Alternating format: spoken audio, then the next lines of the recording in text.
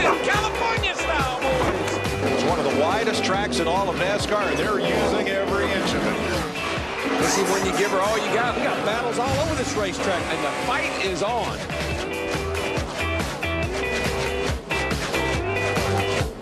NASCAR on Fox presents the Auto Club 400, presented by Coca-Cola.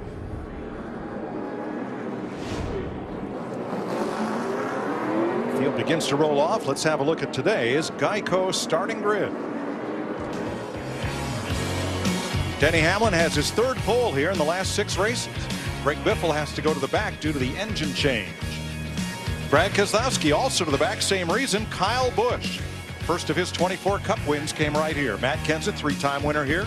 Joey Logano, 4th straight top 10 starts in California. Martin Truex Jr. has his season best start, and Tony Stewart, who's won 2 of the last 3 races here. Mark Martin and Kurt Busch are both past winners at Auto Club Speedway. California's Casey Mears has his best start of the season. They're with Juan Pablo Montoya. Clint Bowyer's been at the top of the practice chart all weekend. Kevin Harvick, what a great win he had here in 2011. Exciting finish. Dale Jr. runner-up here in 06. To that man, Casey Kane, who starts right alongside. Jamie McMurray finished a season-best 10th last week. And Jimmy Johnson, 5-time winner at his home track. Jeff Gordon's a 3-time winner here. Ryan Newman, top 7 finish in the last 3 races on this 2-mile speedway. That's your top 20. Have a look back through the rest of the field. Let's see if we can get the outside pole setter while he's up there. Greg Biffle, DW, got me, buddy? I got you, DW. Hey, Greg, a really fast pace here this weekend.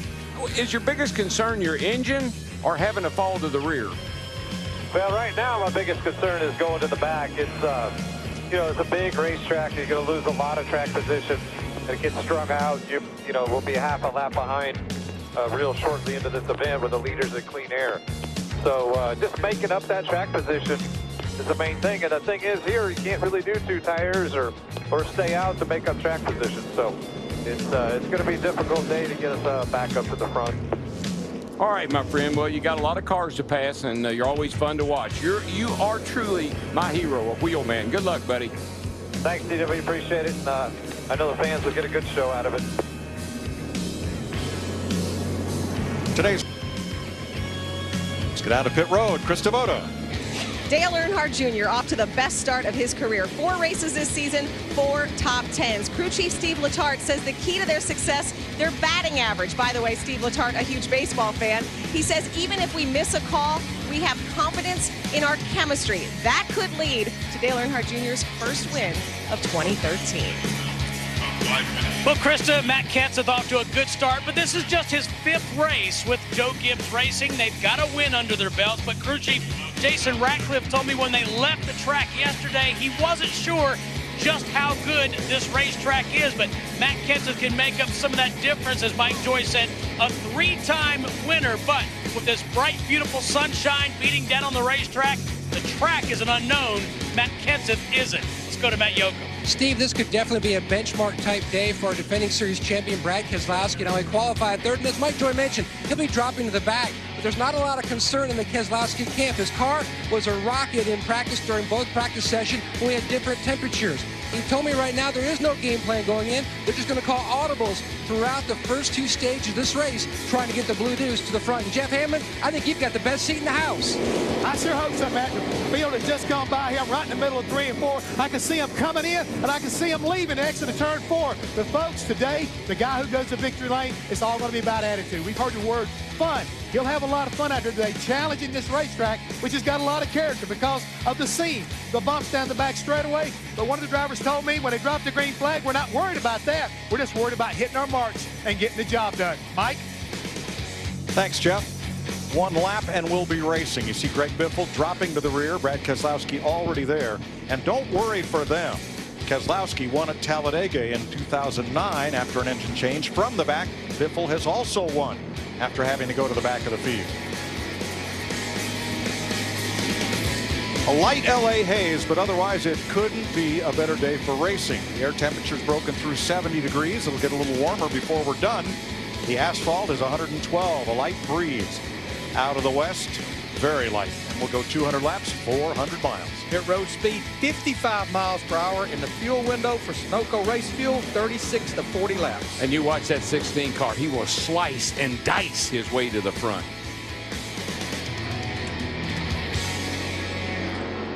Today's aerial coverage provided by Goodyear. Everything we learn making tires that face the grueling demands of NASCAR inspires what we roll into yours. Goodyear, the official tire of NASCAR.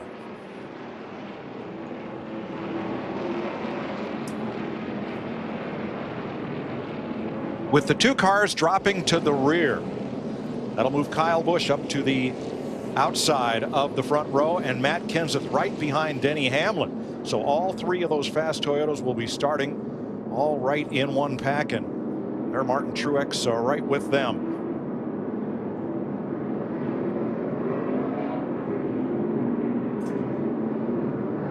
Hamlin has elected the outside lane for the start of this race. That is the pole sitter's prerogative. Yeah, a lot of momentum on that outside.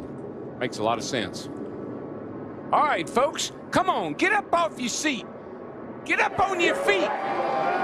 Boogity, boogity, boogity. Let's go racing, boys.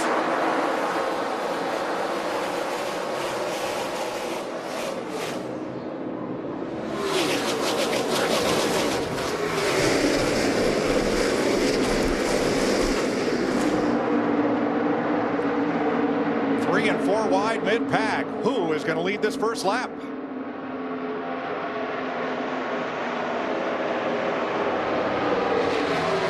Joe Gibbs racing 1, 2, 3. That's Kenseth inside with the 11 of Hamlin. And Busch way up top. Coach Gibbs says just how I drew it up. You're riding with Martin Truex Jr. in a 56 car, another Toyota in fourth. A Toyota has never won a Sprint Cup Series race here at Auto Club Speedway. And all the way down on the apron were the 2 of Keselowski and the 16 of Biffle. They have gained 8 positions at the conclusion of lap 1, and they keep coming. You know, I talked about pace in the opening, and one of the things that NASCAR and I think the teams are starting to really look at is the gear ratios that we're pulling in these cars. They may need to make an adjustment in the future because of such higher speeds and higher RPM. You saw the speeds right there going off into turn 3, over 200 miles per hour on teammates Denny Hamlin and Kyle Busch. They are second and third, Logano fourth, and here comes Busch to the inside and his number 18.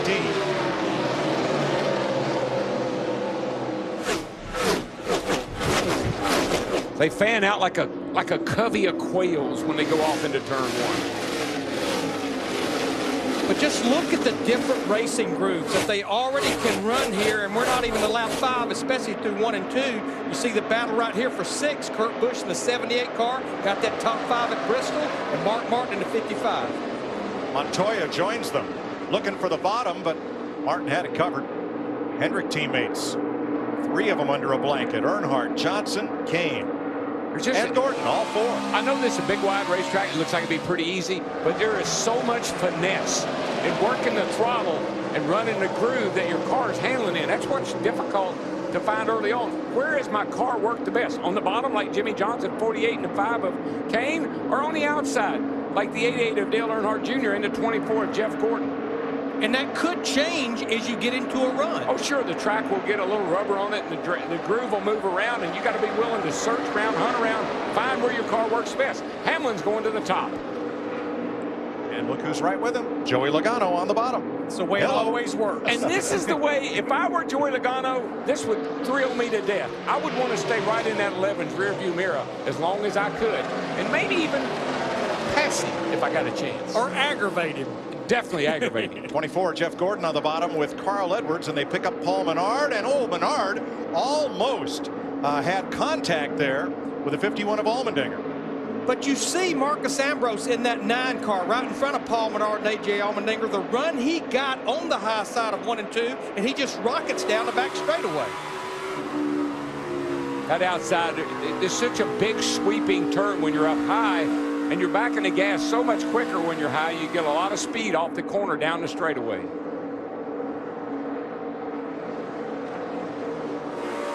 Ambrose got a little loose, and here comes the dinger on the bottom. Again, that's not unusual to see some of these cars maybe a little ill to start with. Air pressure low, everything's kind of got to come up to race pace. Jeff, how are those two Fords doing from the back of the pack? They're coming right now, Mike, and they're using every inch of this racetrack. First time by, the 2 car, he was already down below the apron trying to make a pass on the 16. They've been going back and forth. One lap, the 16 is on the bottom side. The next lap, he's on the top. And I'm talking about Greg Biffle and Brad Keselowski. They're putting on quite a show, making these cars work around California Speedway right now. Oh, you can get up to about 20th, but from there on it gets a little wee bit tougher. Menard, Ambrose, Allmendinger. And Allmendinger's car a little loose there, the 51. Have a look at them as they came off turn 4.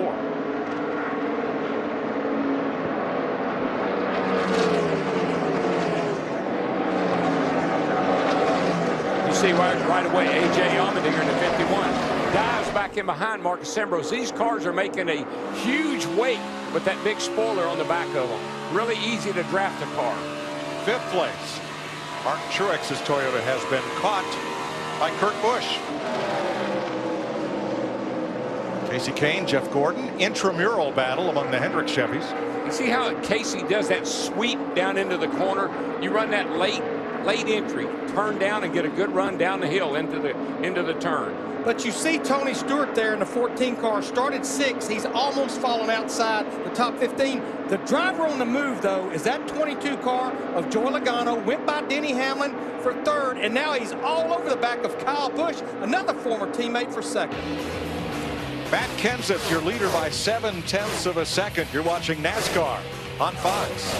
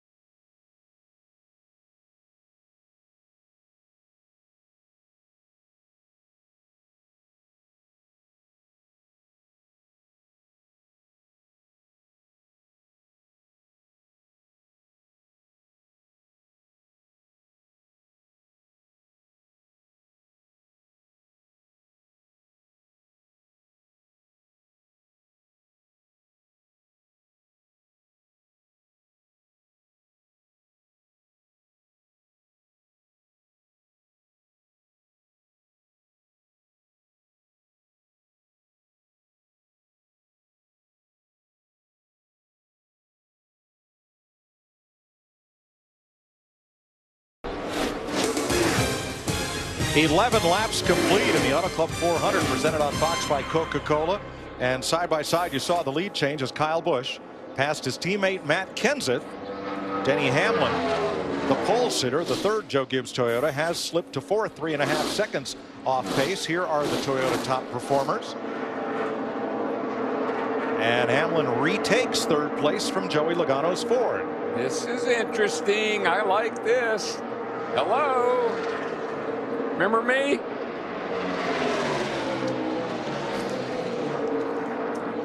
Casey Kane, Carl Edwards. Carl Edwards reprising that paint scheme that took him to victory lane in the 2nd race of the season at Phoenix. Yeah, he said that uniform still smells like champagne. He liked that. He didn't even wash it. They're racing for 14th. Carl is on the list of biggest movers in the first 12 laps. Now, no surprise that Keselowski and Biffle from the tail end of the field have each gained a dozen and a half or more spots, but Edwards +8. You know, you saw Jeff Gordon. Look at these two right here, though. Joey Logano in at 22 and Denny Hamlin in 11. And of course, you guys talked about it in the pre-race. Go back to Bristol.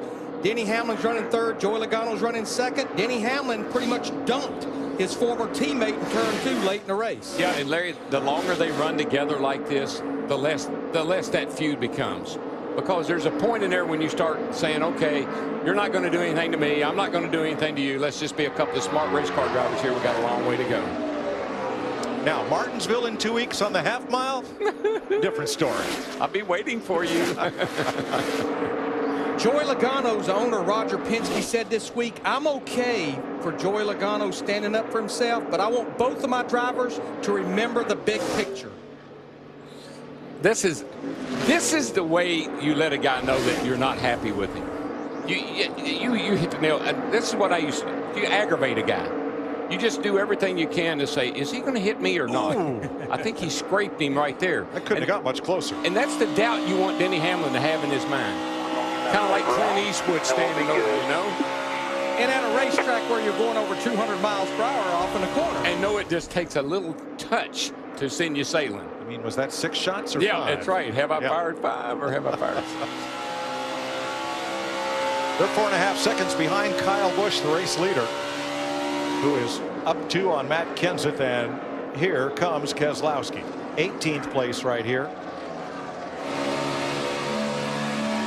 Moves past Junior, draws a bead on Paul Menard. Keselowski's car has been fast all weekend, but Larry, after pre-qualifying practice, they found something in the electronic data stream that they didn't like. Yeah, they had made a practice qualifying run. Practice was over, and they looked at the data and saw where it lost oil pressure, checked one of the filters in the oiling system and saw metal, had to change the engine. So no matter when you change an engine, if you have to, during the course of the weekend, you go to the rear of the field.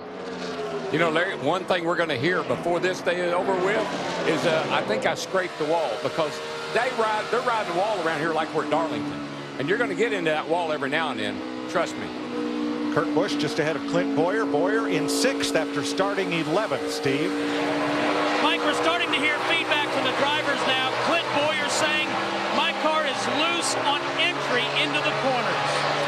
Well, this is definitely the hottest day that we've had all weekend. I mean, it's been nice here, but this is the hottest. The other thing the drivers are not having to deal with today that they had the first 2 days, the wind's not blowing like it was. Yeah, it's pretty calm out there right now, at least wind-wise.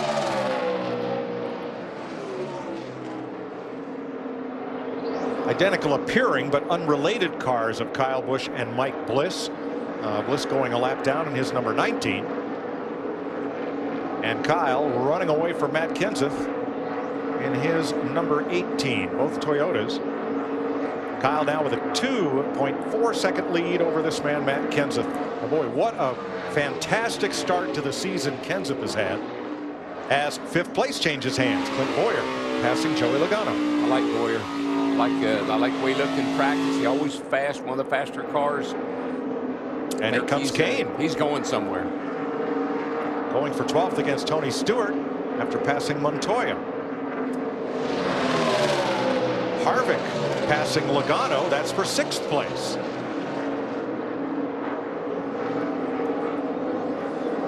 And out in front of the ball, yesterday's winner here, Kyle Busch. After 22 green flag laps, let's have an inside look at what's happening in the NASCAR Sprint Cup Series, brought to you by Sprint. Brad Keselowski up 28 positions for where he had to start in the back due to the engine change, is the biggest mover so far. Get unlimited access to NASCAR with the NASCAR Mobile 13 app and truly unlimited data from Sprint. Learn more at sprint.com/speed. Say the way Brad Keselowski is picking them up and laying them down right now, we're probably about 14 to 15 laps from green flag stops. He'd love to see this run out as a green flag run. Yeah, I think so, Larry. One change in the top 5. Kevin Harvick is the new 5th place car behind Busch, Kenseth, Hamlin, and Bowyer. Kurt Busch back to 6th. Took 17 laps for Keselowski and Biffle to make it from 4th, 2nd, and 3rd into the top 20. You know, back to Kevin Harvick in that 29 that just cracked the top 5, started back in the 12th position. Really impressed with the way they acclimated their practice yesterday. He didn't get worried about how many laps was on his tires. He just kept making a lot of long runs.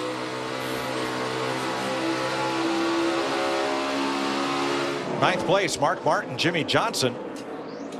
Johnson has come from 16th to battle in the top 10. Yeah, Mark was the fastest car in our second practice yesterday. We got a battle here between teammates. Going to slide right up in front of Matt Kenseth. That's teammates working together right there. They trail Kyle Busch by 4 seconds. Danica Patrick 34th after starting 38th. Matt? Mike, so far in 2013, Auto Club Speedway has been the biggest challenge for Danica Patrick on the schedule from the time they unloaded. She's been fighting a very tight race car up top, or when she tries to migrate down to the bottom to try to find more grip right now in the center of the racetrack. Her biggest problem, hindrance so far, has been UW. Talked about it on Saturday. So many options here to move your race car around depending on how it reacts. But when you're new to a place, having too many options can be a problem, and that's been what she's been struggling with most so far this weekend. Dale Earnhardt Jr. slipping back, started 13th. He is now at 22nd place, Krista. Mike, it may be a case of overcompensation. You know, they were really tight in practice yesterday. Right now, Dale Earnhardt Jr. so loose in and off the corners. He just came on the radio a few laps ago and said, I am sideways off the turn. Appears that the extreme temperature that we have today, this track has a lot less grip, and a lot of drivers are fighting loose, the back end coming around. You can hear it in the 88 car. He can't even touch the gas. What's Kyle Busch thinking all alone out there in the lead? Tell me what you got, bud. Cruising right now at lane number 4. It's a little edgy in, not bad. But when I'm up in the top lane, it's all good. So I can't really tell you until I go back up there before we come in to tell you what I got. You know what I mean? He puts a lap on Josh Wise from nearby Riverside, who had a great career in midgets and on the short tracks of Southern California before moving up to Sprint Cup.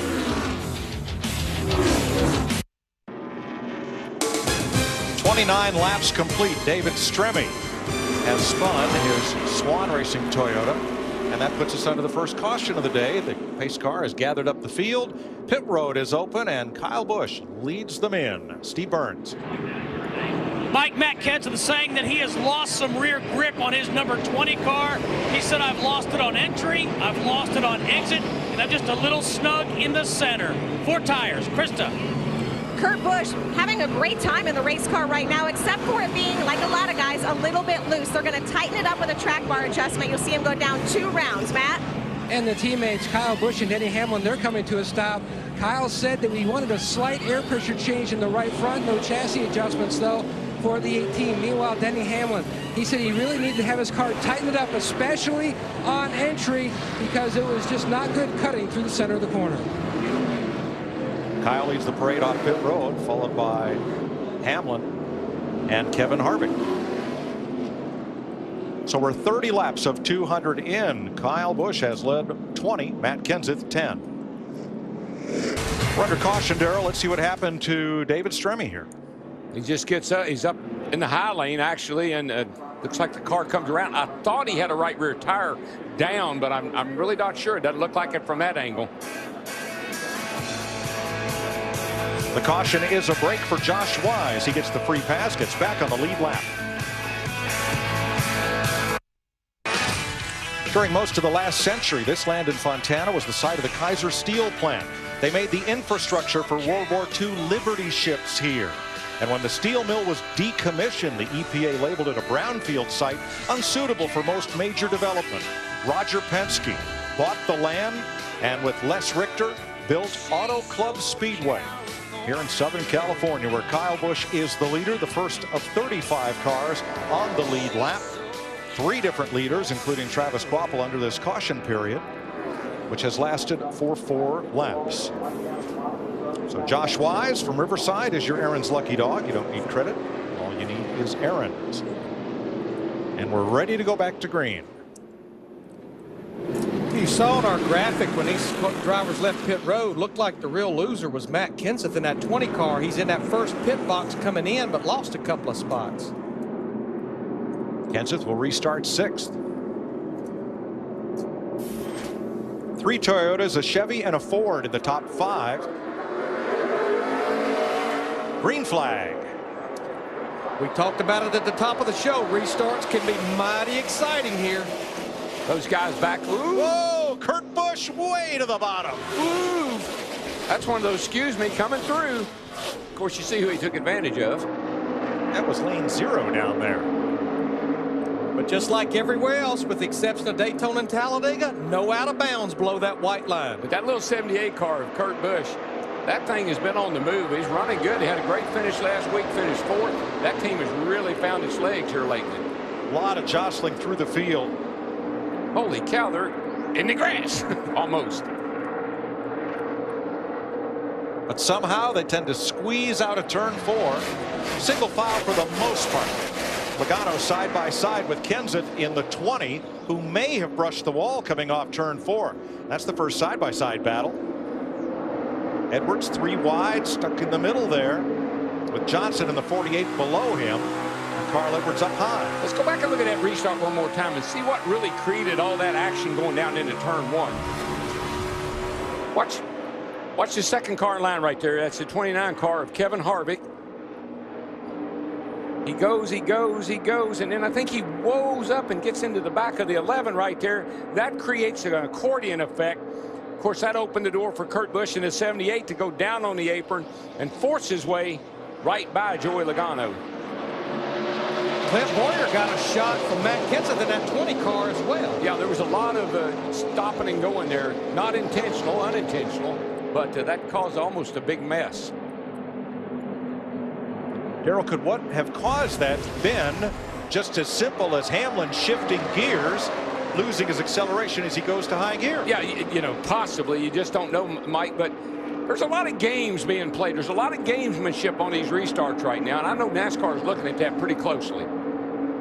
Check with Krista. Well, Mike, just a split second before that move happened, Kurt Busch came on the radio and said, whoa, they're pushing down here. But the crew is fired up when they saw Kurt make that move and not give an inch as Kurt came by their pit box. Everyone up against the wall cheering him on. Uh-oh. Timmy Hill goes kaboom. That is Frank Stoddard's car. That number 32 Ford with Hill making his first start of the season. And just moments ago, watch this coming off turn 4. And this is what happens at this racetrack, particularly off the corner here. This track, you see Biffle, he gets into the back of Jeff Gordon in the 24. You start to push out here, and you run so fast, you run out of racetrack. If somebody's alongside of you, sometimes you can't help but get into them.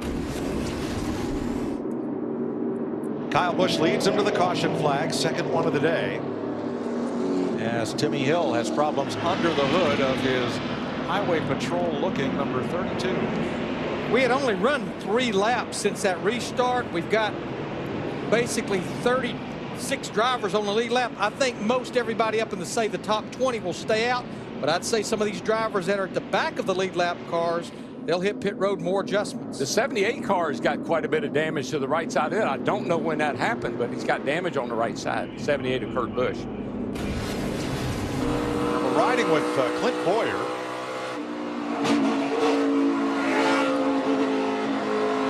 And you heard the noise when Clint got up there to the wall. That's Kurt Busch behind him. That was a pretty hard lick. It surely sounded like it, Larry. I don't know. It's on the straightaway. Sometimes it's puzzling. Matt? Kyle Busch telling Dave Rogers that after he drove over Timmy Hill's oil, and all of a sudden the car started to get very loud inside the cockpit, so he's not really sure what could be going on with his 18 machine right now. He continues talking to Dave. That's probably what happened to Clint Bowyer, obviously, in the 15 car, the same thing. Well, the 78's got damage on the right side as well. I saw that when he went by, so I'm not sure. There's a lot of action on that back straightaway. Kind of happened in that same area. Yeah, I think so. J.J. Yaley's number 36 will get the free pass. Bowyer and Kurt Busch are among those coming to pit road for repairs. Steve? Clint Bowyer into his pit box. kind of surprised they're in, Mike, but just the call here, 4 tires and fuel. And they're going to take some tape off. Krista. Steve, Kurt Busch also concerned with the damage on the right side of his car. He said both tires were pancaked on a scale of 1 to 10. The hit was about a 5. The front end, though, looks good. Matt? And what a huge move by Brad Keselowski at the back. He hit road in the 10th position.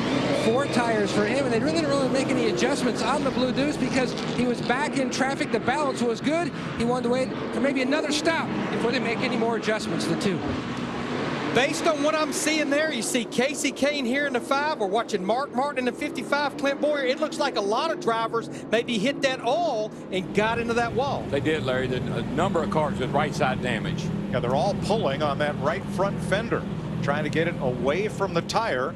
You see them using a baseball bat to pry the fender away from the tire on Mark Martin's car. So Timmy Hill loses an engine and a number of cars get banged up here in Fontana. I'm Miss Spring Cup, and you're watching the NASCAR Spring Cup Series on Fox.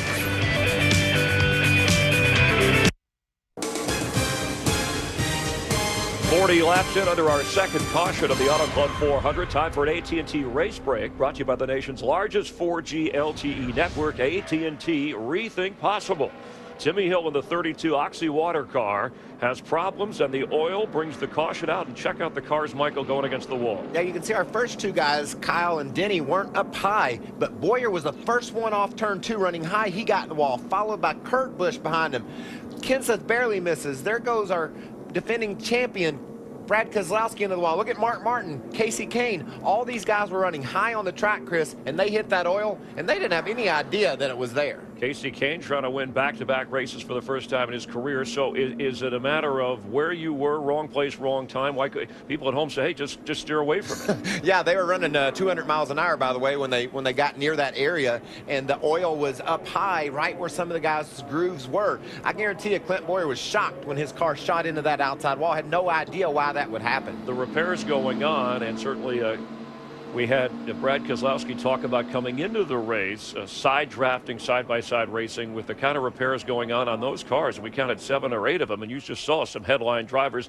What kind of effect will it have going forward? Well, I think for the most part, those guys will be okay, except Bowyer. He was the first one there, and he hit it the hardest. He could have had some chassis damage. We've seen how tough these new Generation 6 cars are. Not only are they lighter and faster and more aerodynamic, they seem like they're more resilient. They bounce off the wall and keep going. The problem I see with Bowyer was possibly right front suspension damage. Let's get more on Clint Bowyer with Steve Burns. And Chris, short term, what Clint Bowyer is worried about is a tire rub. When he came down pit road, he asked if the tires were still inflated that they took off. And again, his immediate concern is a tire rub. Thank you, Steve. And race fans, you think you know something about speed, buckle your seatbelt and play AT&T's Fastest Driver Challenge. Simply call **FAST from your mobile phone and predict who will have the fastest time today. Brought to you by the nation's fastest 4G LTE network, AT&T Rethink Possible. Kyle Busch, who won the nationwide race on this track yesterday, has led the most laps. Joe Gibbs Racing, however, has never won a race in the 15 years of running a cup race on this particular track. Let's head back upstairs to Mike Joy.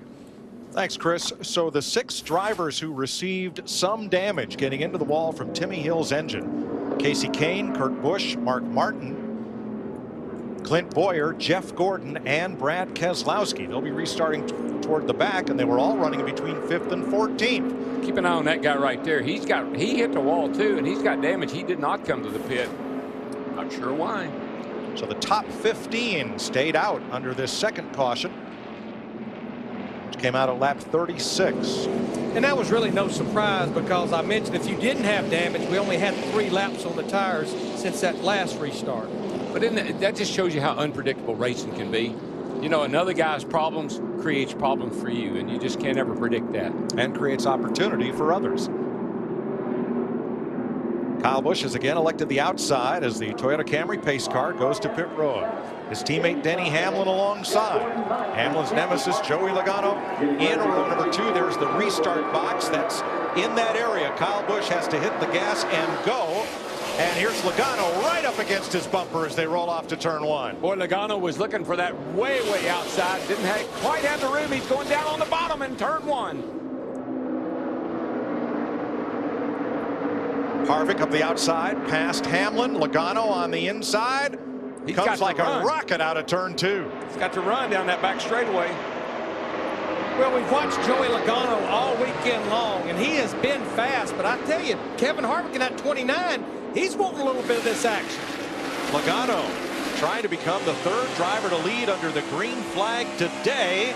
It's a dead heat as they come off turn 4. It's Busch at the line.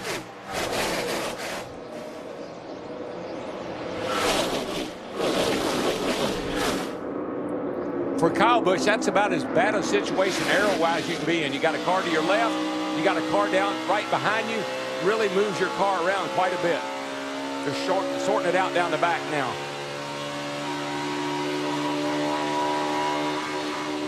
Let's ride with Logano on the restart. He has the lead now for the first time today. Coming to green. You hear that wheel spin? Kyle wasn't going to give him the outside.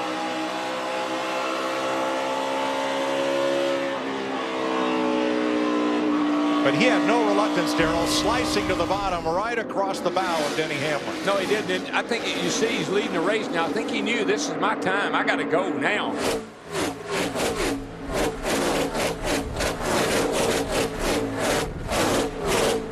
Trouble continues for Casey Kane. It's a whole windshield tear-off, it looks like. That is covering about half of the grill opening on his car. Came off somebody's car up in front of him, and they normally put several layers on the windshield, and they'll just tear them off as they need to, but you can see it. But what he's trying to do, he got it off. He got up behind A.J. Allmendinger in that 51. That changed the air pressure on the nose of that car and basically sucked that tear-off off. Jimmy Johnson, Tony Stewart fight for 9th behind Martin Truex and ahead of Carl Edwards.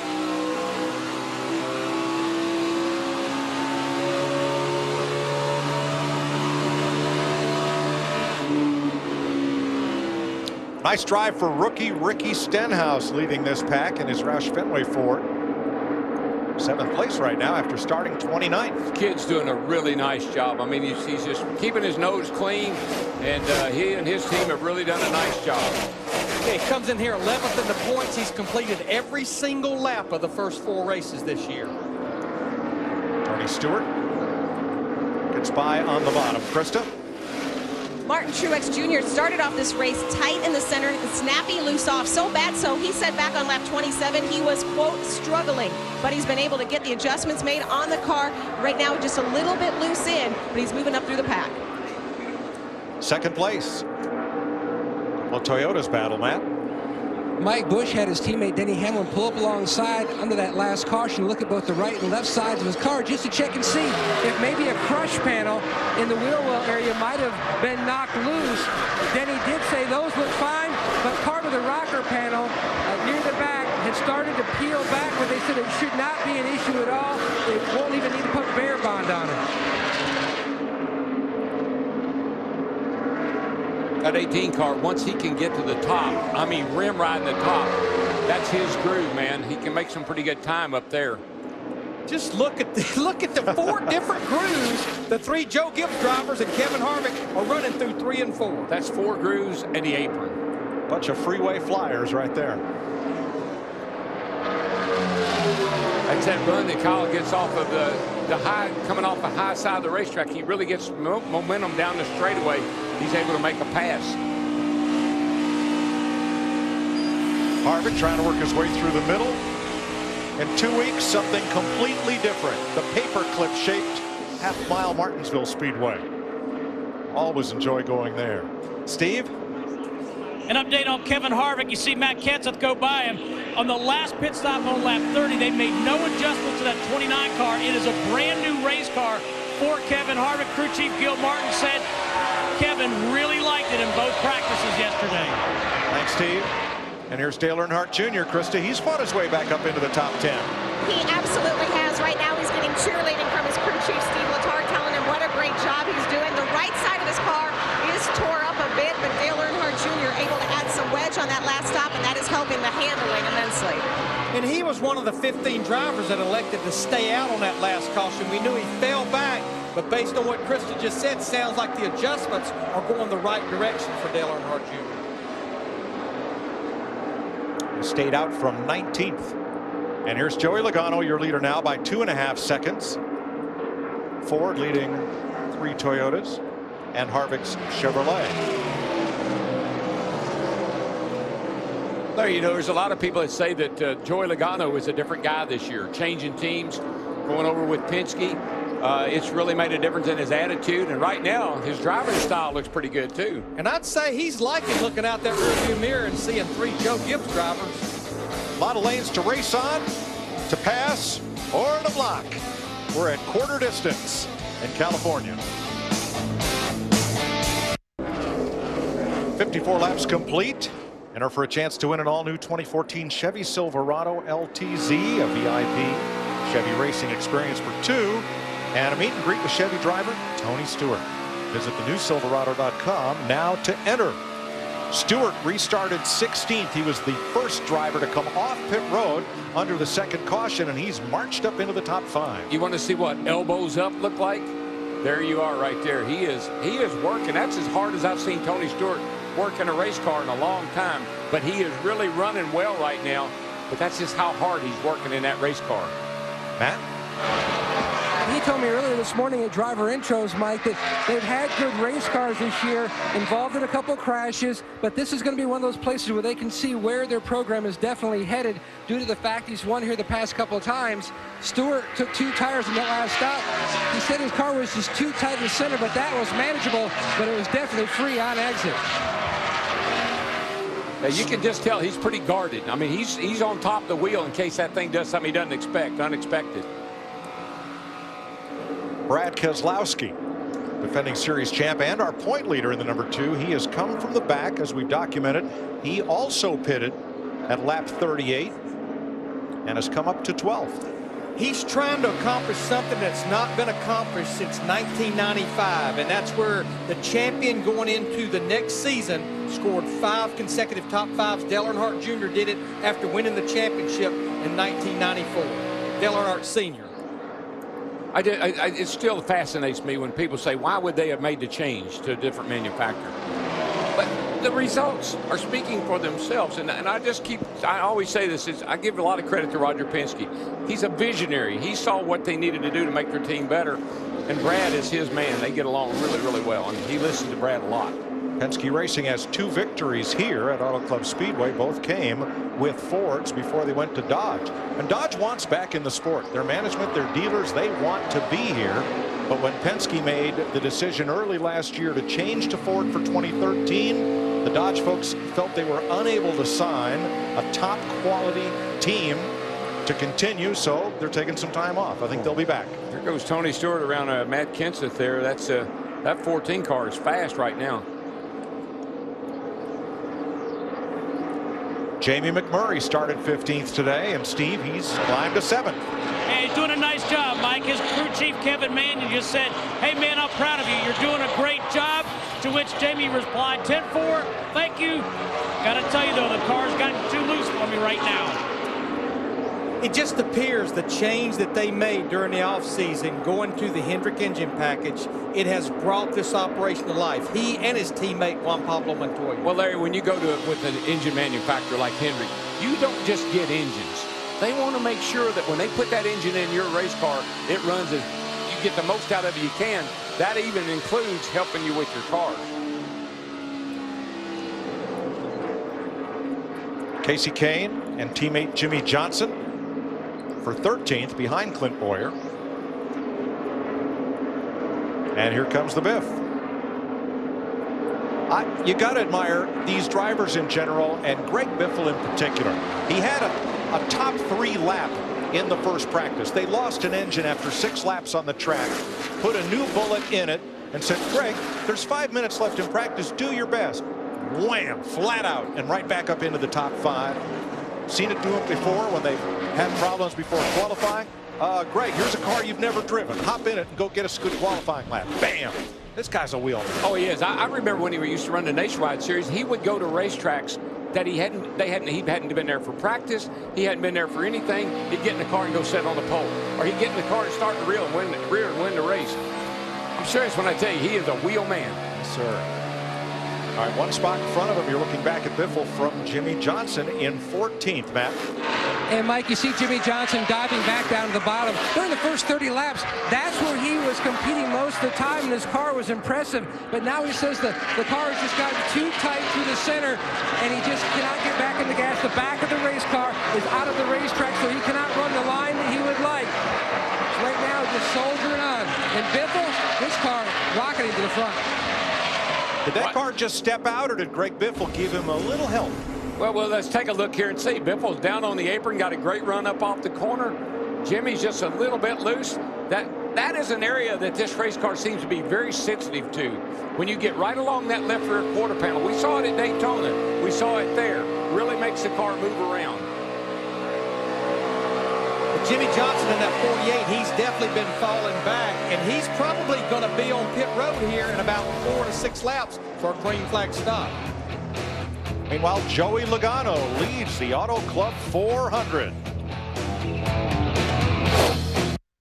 Back here trackside, Jeff Hammond hanging out as Joey Logano leads through 66 laps. If you wonder what the former crew chief does when he's not chatting about the race of the cars, he's just, you know, hanging on, hanging around. Time for the Coca-Cola race summary here, and the 22 car, the 22-year-old in the Auto Club car, Joey Logano. So far, the leader here, cars on the lead lap is 35. We've had a couple of cautions that have covered 9 laps. That oil on the track hitting some of the big drivers as they scrape the wall. Dale Earnhardt Jr. for the Hendrick cars today. Not a whole lot of success. In fact, Jeff Gordon moments ago dropping back in the field. Some debate on whether or not he should pit in this race. But Joey Logano, let's check in first with Chris DeVoe. Well, Chris, right now, Dale Earnhardt Jr. saying the handling of his car is neutral. He is enjoying it. It's a new jack man jacking this car. Andrew Childers filling in for Nick Covey. Nick Covey expecting a baby at home. Some pitted there.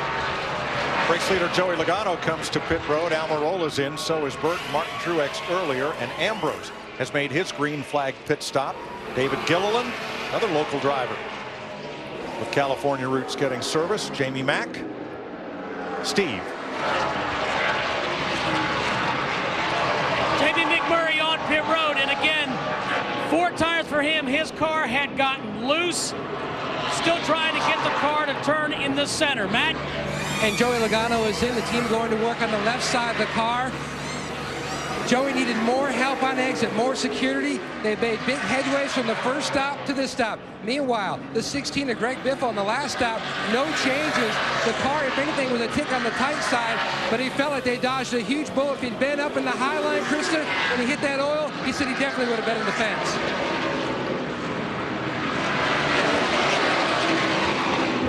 Well, I'll tell you, when these guys put on tires, there's almost 3 seconds difference in their lap times. Yeah, once Joey Logano hit pit road, our race leader before this, Matt, the rest couldn't be far behind.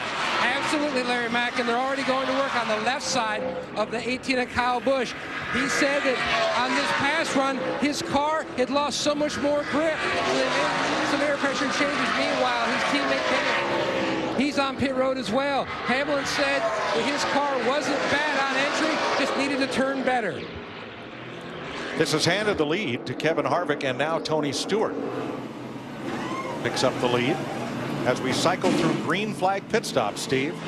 I'll tell you what, Mike, this 29 car is so good. They've made no adjustments to it from the drop of the green flag, with the exception of 4 tires and Sunoco fuel. Now, meanwhile, Carl Edwards on pit road, he's been battling a loose race car.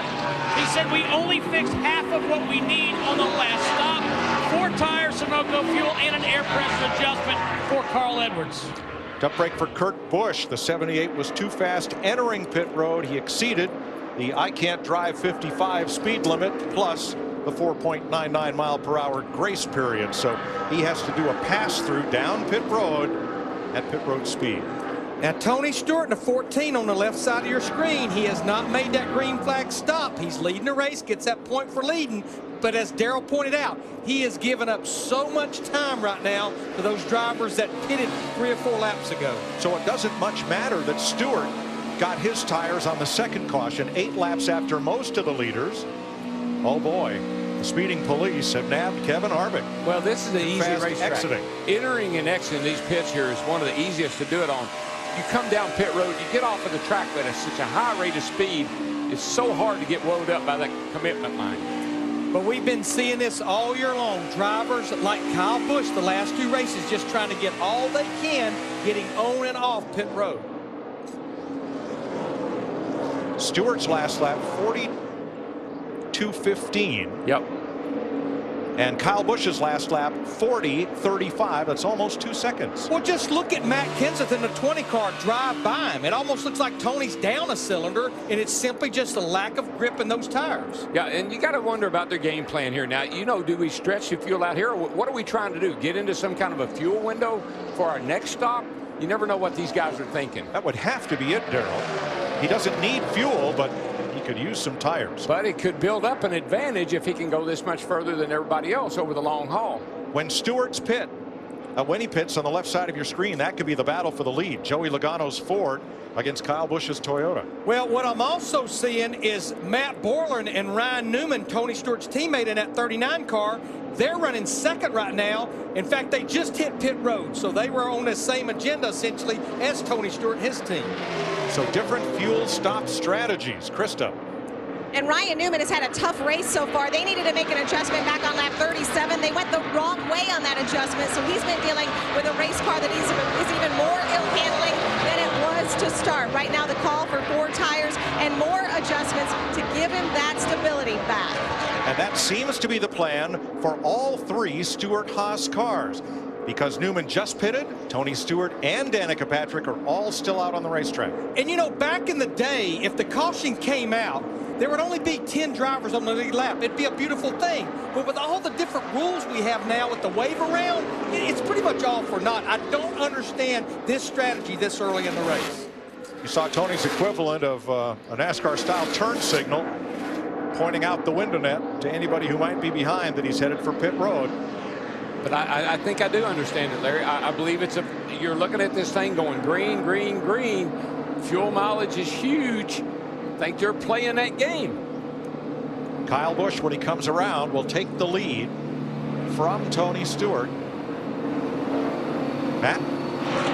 And Steve Addington calling Tony into his box. Now on their last stop, they made a chassis adjustment besides the air pressure change to try to help his car cut through the center of the corner. Big headway on that last run. You can see another slight adjustment to try to keep the car heading in that right direction. Luck's on and he's away. Kyle Busch, who's led 70% of the laps raced here in the last 2 years, is out in front of Joey Logano, Denny Hamlin, Dale Earnhardt Jr., and Matt Kenseth. 79 laps complete under green. Kyle Busch leading Joey Logano. Here's today's Ford EcoBoost track facts. Ford has 10 Cup wins at Auto Club Speedway, and that is second among all manufacturers. Matt Kenseth won here from 31st in the spring of 2006, the furthest back in the field that a winner has started here.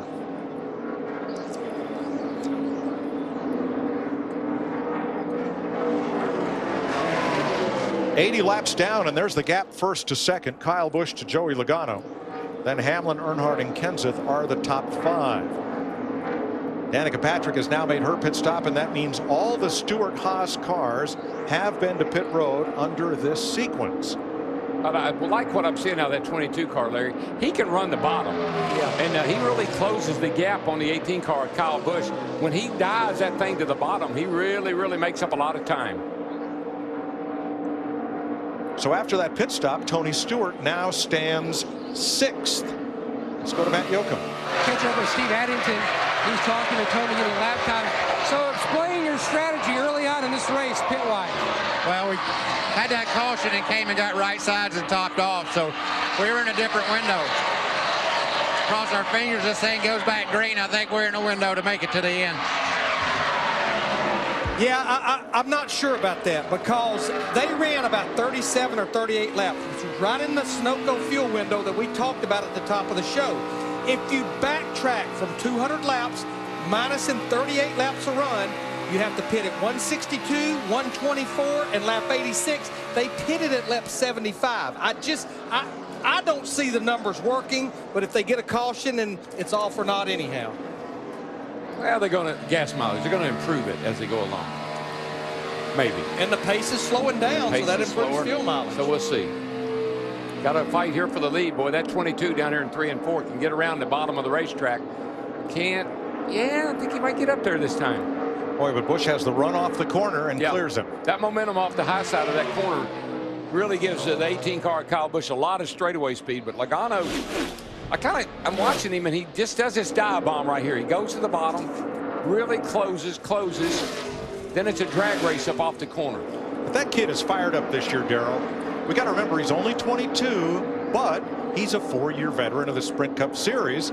And I think this is the Joey Logano we've been looking for, the one that finished off that race at Bristol and got a good finish out of it after his car had been in the wall, and the one that's running hard for the lead here. Yeah, I talked to Brad Keselowski, his teammate, and Brad said one of the things they were really focusing on was getting this 22 car to run like the 2 has been. The 2 had a little advantage early on, but they've made some great improvements with that team, that 22 car.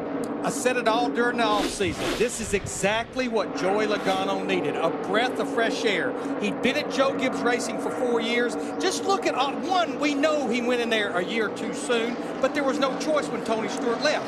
You go back a couple of years ago, he had to live with the whole season not knowing if Greg Zipadelli was staying or leaving, and was Carl Edwards taking his ride. And then he lived last year with Matt Kenseth coming to that ride basically half the season. So it's always been disjointed over there. Apparently his teammates didn't like him too much either. Here, I went over to Roger Penske's Audi dealership to look at a car yesterday. The salesman was from Sri Lanka, and he was an Earnhardt fan. Pretty cool. Do tell. Yeah. You know, it's something. You look at the crowd here today. I know walking around behind the grandstand yesterday and even this morning, the most people I've seen here in quite some time. A beautiful crowd today. Having a look at the 2 leaders, Kyle Busch and Joey Logano. We've been talking about splitters. Yellow's out. Debris down the back. And caution's out, as we'll take a close look at Joey Logano's car. Caution is for debris in the back straightaway. Look at the front splitter right there, just dragging the ground at the very front of that race car.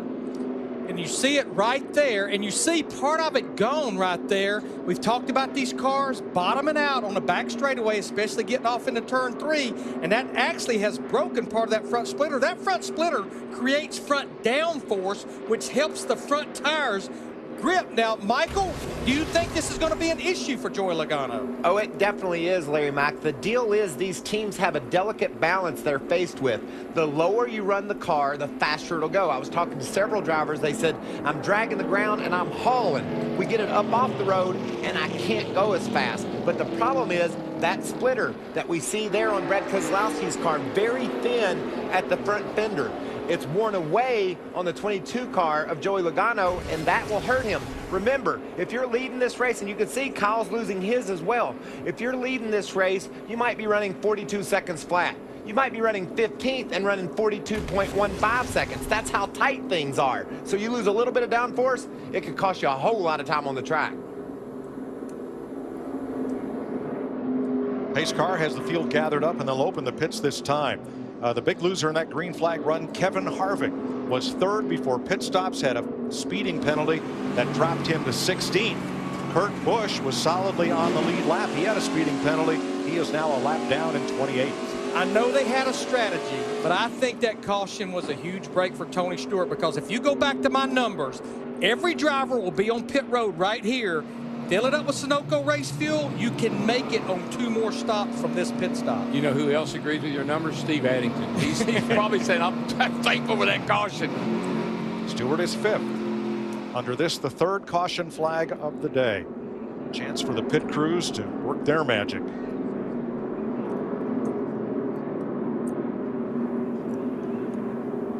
So in the front 5, 2 Toyotas, Logano's Ford, and 2 Chevrolets. Pit roads open. Steve. Matt Kenseth has had to adjust his line, Mike. He's driving lower on the racetrack than where he started the race. He says he's loose in, he gets tight on initial throttle, and then he's loose off. So it's early and then late when he's loose. 4 tires for Matt Kenseth. We go to Krista. Steve, Dale Earnhardt Jr. is also loose in. He said, I thought I was too tight at the start of the run, but it really came around to me. 4 tires of Sunoco fuel, Matt. Leader Kyle Busch, he says his car wasn't bad balance-wise, but wants to keep up with the racetrack. They made a track bar adjustment on this stop. It said the car helped that on the previous run. Meanwhile, Joey Logano, he said his car was tight from center to exit, had gotten slightly worse on that run. They made a chassis adjustment as well. Looks like having that #1 pit selection that comes with sitting on the pole paid off for Denny Hamlin. He wins the battle off pit road. So the battle of different strategies kind of comes apart with this caution flag for debris. A quick recap here before the race. Joey Logano, Denny Hamlin near each other, and Kyle Busch in the middle. He's been the star of the first half of this race, but look at Logano getting near Hamlin. Logano led for quite a few laps in this race, 24 as a matter of fact. Brad Keselowski, who started 29th, Greg Biffle from the back of the pack. They actually made up 8 spots in 1 lap and were in the top 10, but oil on the track created some problems for a number of cars who slid and scraped the wall. Clint, Bowyer, Keselowski, Bowyer, Kasey Kahne involved. They worked themselves back into the top 10. 7 leaders, 10 different lead changes. Denny Hamlin leading Kyle Busch at the moment here at the Auto Club 400. But in 2 weeks from today, it's Martinsville, Virginia. In 2 weeks, NASCAR on Fox returns, and I'm going home. You coming with me? We head to Martinsville for some of the best short track racing you'll ever see. Denny Hamlin, can't believe what I just saw. Yeah, I've won there a couple times. I'm going for another one. Be there, only on Fox. Martinsville in 2 weeks. The California racing community lost a couple of greats this week. John Cardinale, the longtime public relations director up at Sears Point in Sonoma, lost his battle with cancer. Cardinale was 47. And close by here in San Bernardino, industrialist, race car sponsor, and racetrack owner Warner Hodgdon passed at the age of 80. He rebuilt and revitalized the city of San Bernardino's downtown, and as a former owner of Bristol and Nashville Speedways.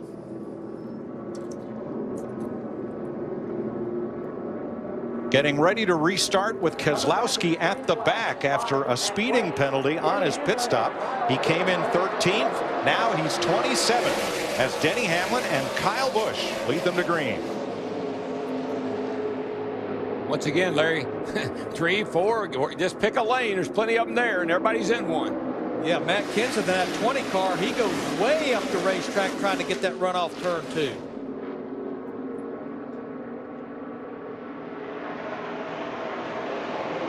Just look at those 2 Joe Gibbs drivers, though, Denny Hamlin and Kyle Busch. I don't know who wants to win this thing the most. I don't either, but I know, get easy here, boys. Now your teammates give each other a little room. Very little.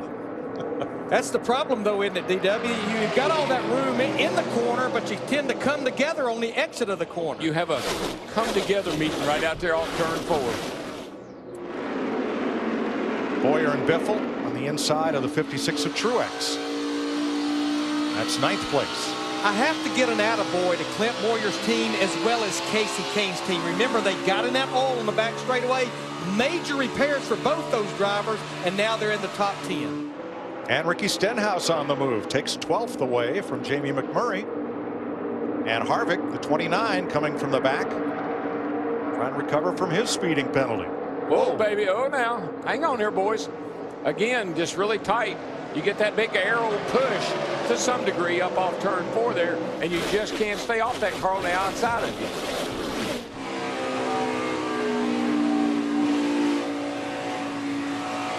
Harvick behind Tony Stewart.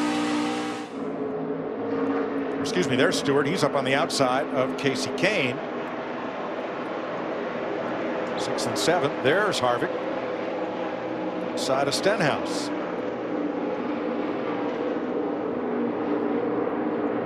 By the way, David Rudiman got the free pass under that, the 3rd caution of the day. That caution, I think, was exactly what Kevin Harvick needed in that 29. Had that pit road speeding penalty under green on lap 70. Gave him an opportunity to catch back up. So Harvick back in play at 13th right now. Brad Keselowski again has to fight his way from the back to the front as he did at the start of the race. These two are going to prove to be tough to catch. Kyle Busch and Denny Hamlin both in Toyotas, leading Joey Logano 1 second back. Then Earnhardt and Kenseth. We'll have our mid-race report when we come back. To go, and time now for the AT&T mid-race report. Chris Myers, glad you're watching with us. And Kyle Busch, your current leader. He and Joey Logano led the most laps through the first half. Busch, by the way, led this race the last 2 years, led the most laps, but did not wind up winning it. Darrell Waltrip, who are you keeping an eye on? Well, I try to connect the dots. And Dale Jr., the last time he won a race was at Michigan, a 2-mile super speedway, just like here in California. He has no wins here, but I'm watching that 88 today. Well, I know this is going to be picking some low-hanging fruit, but I like Kyle Busch. He's been talking on the radio to his crew chief. He's saying, I haven't really kicked this thing in the side yet. I know what I need to do, I believe, and I think I have enough in the tank to do it. Watch for Kyle Busch to close strong. Now, Michael, Joey Logano got a fresh start in 2013, and what happened at Bristol may be exactly what he needed to build a fire up on him. I'm going to keep an eye on Joey Logano. What a better thing to do than give Roger Penske a win at a track he opened in the late 90s. Back. But Larry Mack, Joe Gibbs would love to score a Sprint Cup Series win here. Denny Hamlin would like to give that to him, currently third. His car pretty much from the drop of the green flag. He's been 2 free on entry. They've continued to try to tighten that race car up. They still have some work to do here in the second half. Mike? Well, the trend is that the halfway leader here goes to victory lane. It's happened in 7 of the last 11 races here, but not the past 2 years, as Chris pointed out. Kyle Busch led the halfway lap, didn't win it, and today, Chris, he's led the halfway lap again. And Mike, another factor, we heard crew chief Chad Knaus early in the race tell Jimmy Johnson, his driver, make sure you hydrate. This will be the hottest race of the year so far. How the driver handles the heat and the stress on their engines may determine the outcome today. Jimmy has not led, but he's a 5-time winner here and currently 18th. This has been your AT&T mid-race report. Kyle Busch leading Joey Logano, Dale Earnhardt Jr. and Denny Hamlin. You're watching NASCAR on Fox. 10 laps past halfway in Southern California. Play Fox Fantasy Auto Racing presented by Ford. Pick your team of 5 drivers each week and compete for weekly prizes all season long. Sign up today at foxsports.com/fantasy and pick your winning team. Matt Kenseth started 3rd, has led this race. He's dropped back to 10th. Have a look at him here. Ooh. Oh, he and Biffle are kind of leaning on each other. Those are 2 former teammates. Yeah, he gets into that left rear just a little bit. Biffle in his 16 does. Yeah, right there. Big contact. Woohoo. Boy, that'll cut a tire down. That'll cut your tire right down, man. Now, earlier, Clint Bowyer got some damage driving through the oil when Timmy Hill dropped an engine, or dropped oil on the track from the engine. And Bowyer was one of 6 cars that got damaged.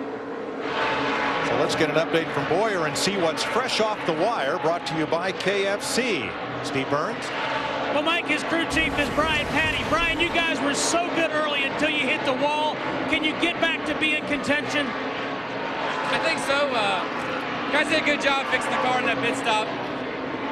I think we passed 21 cars that next stint. So, yeah, we got a car capable. We just got to have a little bit of luck. All right, thank you, Brian. Thanks. And that's what's fresh off the wire. Bowyer has rebounded to 6th place, and you saw Matt Kenseth make a pit stop at lap 93, unscheduled here, and you see the damage on both the right front and right rear on his car. I think he may have felt, though, possibly that left rear tire going soft, the untimeliness of that stop right there. He still would have to make 2 more stops to make it to the end. Yeah, that was hard enough contact, Larry. I bet it damaged that tire, and I bet he could feel it going down. Before it did blow out, he came to pit road. Kenseth was 11th. He is now 1 lap down in 26th. Mark Martin battling Ricky Stenhouse, fighting for 18th position here.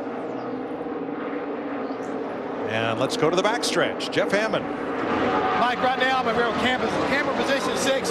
My buddy Turtle, one of our great cameramen here with Fox. And I'm getting a really good view down the back straightaway of how rough this racetrack it still is today. Now, they haven't heard a lot of drivers complain about it, but we've already documented the 22-car Joe Logano. The problem he has on the left side of his splitter right now could be a factor before the end of the day. Remember, we're just past the halfway point. We may see several other drivers, and I've seen several cars hitting the racetrack really hard down the back straightaway and entering turn 3. And depending on the line, it either minimizes it if you stay high or you try to cut across at the bottom and down that apron, you're going to hit that much harder. So he may not be the only guy that's going to be a victim of this racetrack at the end of the day.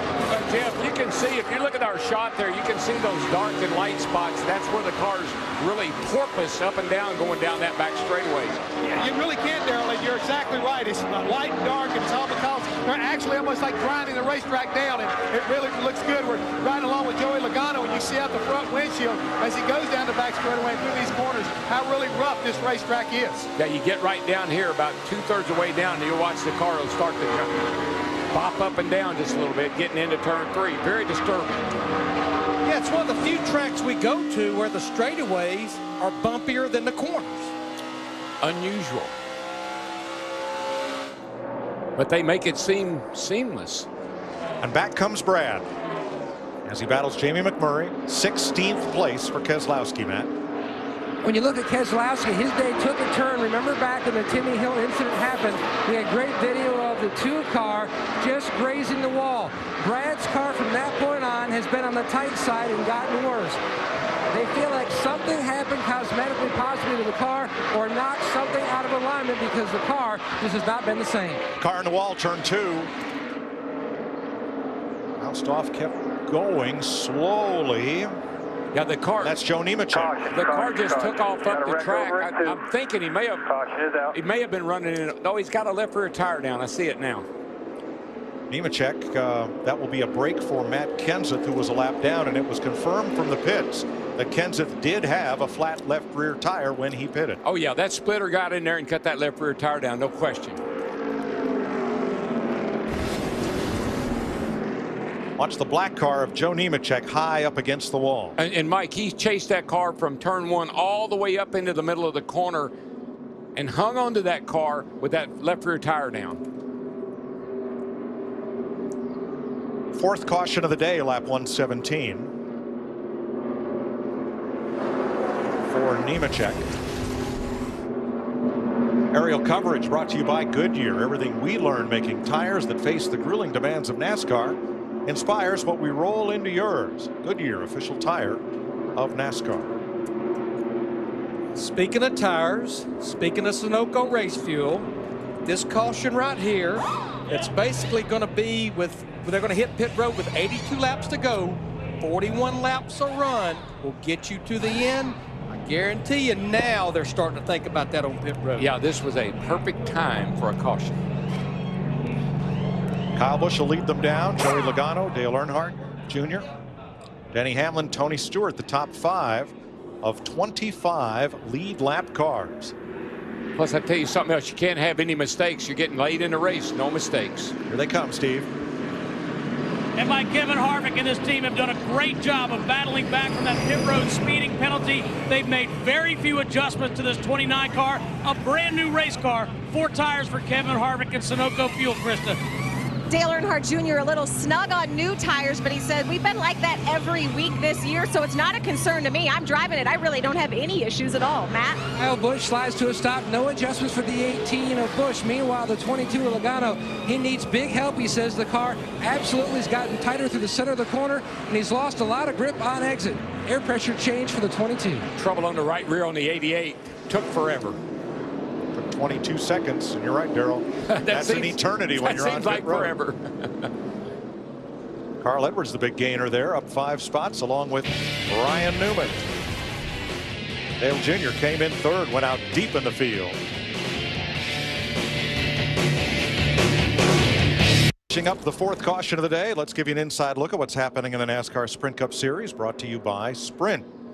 Kyle Busch led a lot of laps today, 3 times as many as anyone else. Get unlimited access to NASCAR with a NASCAR Mobile 13 app and truly unlimited data from Sprint. No metering, no throttling, no overages while on the Sprint network. Learn more at sprint.com/speed.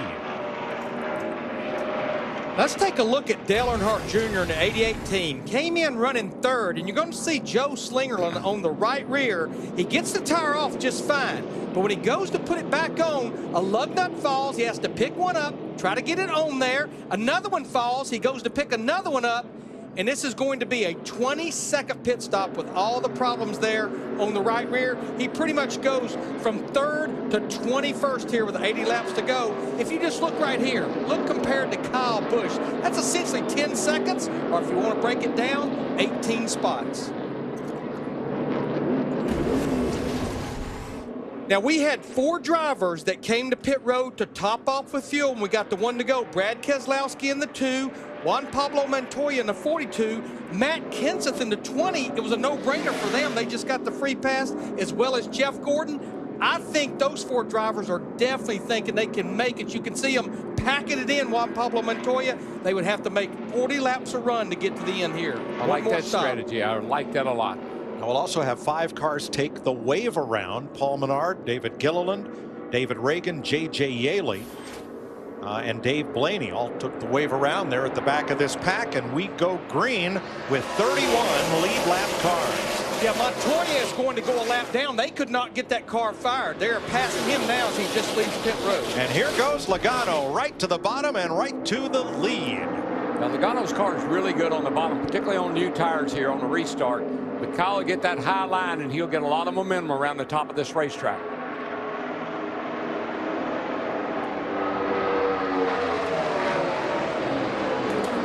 Whoa, now. Closed the door on him, Logano did on the, I think he was expecting Kyle to go high. Kyle trying to take the bottom and maybe trying to loosen Joey up a little bit. Neither of those strategies worked. Logano, leader by 3 car lengths at the stripe. But Darrell, I think that's a sign of a good handling race car, because Kyle Busch got right on that left rear and it didn't seem to affect Joey Logano. Oh man, he was right back in the gas and going. Montoya is up to speed, a lap down. Krista, what happened? Yeah, Mike, they actually, the shifter broke from the gearbox, so they had to spend time on pit road fixing that shifter. Juan Pablo Montoya may only have 3rd and 4th gear right now. Thanks, Where Krista. that really hurts him is making pit stops and on restarts. Teammates Biffle and Edwards 7th and 8th fight for position. Carl clears Biffle. After the pit stop, the botched pit stop for Dale Jr., here's the team communication. Well, we're better, man. We'll just rebound. Have some good ones from here. Still have a couple more to the finish. That's crew chief Steve Letarte. Well, I tell you, it has built a fire under him, Krista, because he's went from 21st to 12th in 2.5 laps, Krista. Well, I think what's interesting about this, Larry, is Dale Jr. was also the one on the radio pumping up his team, telling him it's just a blip on the radar. Dale Jr. said one of the things he loves about this team, this organization, they hold him accountable. He said it's a complete team effort. Darrell, that's the carpool lane down there. Where was he going? No, but he's going somewhere. He's going to the front's where he's going. But Dale Jr. is a refocused race car driver this year. I talked to his car owner, Rick Hendrick. Rick said he's never seen Dale Jr. like this. He went on a diet. He lost 20 pounds. He's more engaged. And it's going to pay off late in races, particularly. The better shape you're in, the better job you can do at the end of the day. 4th place, Hamlin and Harvick. And in case you were half listening, no, Dale Jr. did not get engaged. He is engaged with the running of that race team. Well, all I know is not far behind this group right here is a man by the name of Biffle in that 16 car. He's in 6th behind Tony Stewart in the 14. Passes Tony Stewart. Remember, had to start this race at the rear of the field just like Brad Keselowski because of an engine change. We said it. It wasn't going to be a matter if he got to the front. It would be when he gets there. Yeah, that car is so fast all weekend long in practice and everything. Just unfortunate having to start in the back. But, man, he's got that baby hooked up now, and he's on the apron. He almost went to the grass that time. That's a shortcut, man. He took the shortcut. Got a couple of them. And pops right up exiting turn 4 single file right behind Harvick, who is 3rd.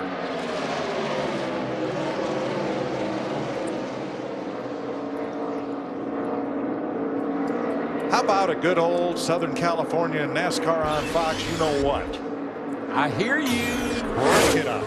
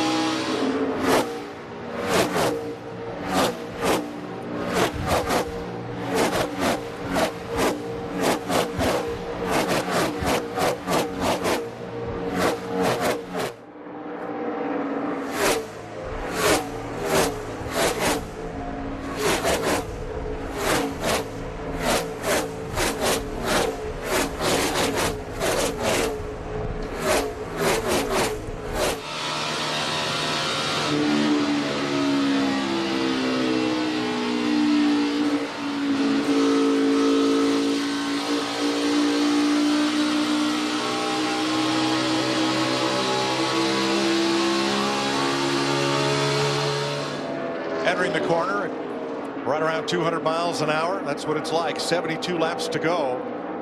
We're at Auto Club Speedway. Well, Mike, I'm seeing a lot of new players in the game. Maybe not so much. You got Biffle up there in 4th, but you drop back just a little bit, and you got Carl Edwards back there in 9th. He hasn't been spoken much of him today, but I'll see some guys, the cream, starting to rise to the top a little bit here. You see our top 3 right there. Another player, Ryan Newman, he's moved up to the 7th spot in that 39 car. The driver who is closing fastest on the leader is the Bakersfield basher, Kevin Harvick. There is the trace. At lap 152 is where, based on their current lap times, Harvick would be side by side with Logano for the lead. That's about 22 laps from now. I think somebody needs to call him and tell him. If you keep going like you are at lap 129. Joey Logano out in front is the only driver in the top 5 who does not have one of those surfboard shaped trophies from Auto Club Speedway yet. But he put a whipping on him a year ago in the Nationwide Series race. Car high is Marcus Ambrose with a flat left rear tire up in turn 1, waiting for traffic to clear, and he gets down to the bottom of the racetrack. Caution is out. Yeah, come on down. You got to believe that he may, you know, these left rear tires getting cut down. That splitter gets up in there, and it doesn't take much at all to cut that left rear tire down. Probably had some casual contact somewhere around the track. Ambrose was 17th in his Richard Petty Ford.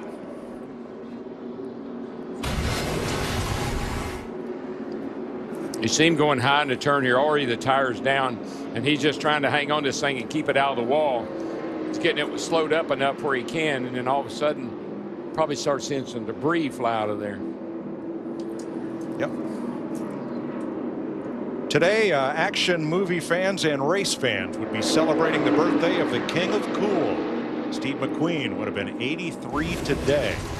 Once finished as runner-up in the 12 Hours of Sebring racing. He broke it in a motorcycle accident, but raced on. Coca-Cola race summary. 69 laps to go. Your leader is Joey Logano. First of now 29 cars on the lead lap. He's one of 7 race leaders. Kyle Busch has led the most laps, and we're now working the 5th caution flag of the day. Joe Gibbs Racing has been here with Toyotas, Chevrolets, Pontiacs even. Has never been to victory lane at Auto Club Speedway, but they have led most of the laps today. I'm not sure I would like to do it, but I will not be surprised based on Tony Stewart earlier. Steve, we may see some drivers go with just 2 tires. Steve. Larry Mack, Kevin Harvick will not be one of those drivers. He told Gil Martin, the crew chief, just help me in the center a little bit. He does get a clean windshield, Krista, and 4 tire. Steve, Steve Letarte talked about what Tony Stewart did, thinking about the 2 tires, but the plan is to go for 4, and this team is pumped up looking for redemption. Matt? Kyle Busch in 18 said his car just didn't take off at the beginning of that run like it did the previous runs. You can see the chassis adjustment already completed on the 18. Meanwhile, the bottom left, Joey Logano, they've made headway in the center of the corner, but he still needs more grip, more drive off the corner. Well, this will change things. Tony Stewart gets 2 tires and leads them off pit road. So does Bowyer, Keselowski, and KENSETH. Well, that'll make things interesting with 68 laps to go on the Auto Club 400.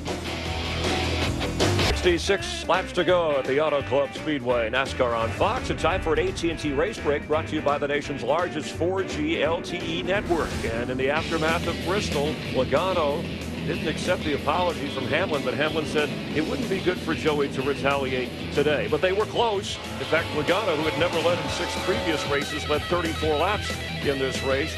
Oil on the track created some problems for cars scraping the wall. You saw Clint Bowyer, 5 or 6 cars affected. Brad Keselowski, the points leader, coming in. Casey Kane, who has not been near the front of the pack.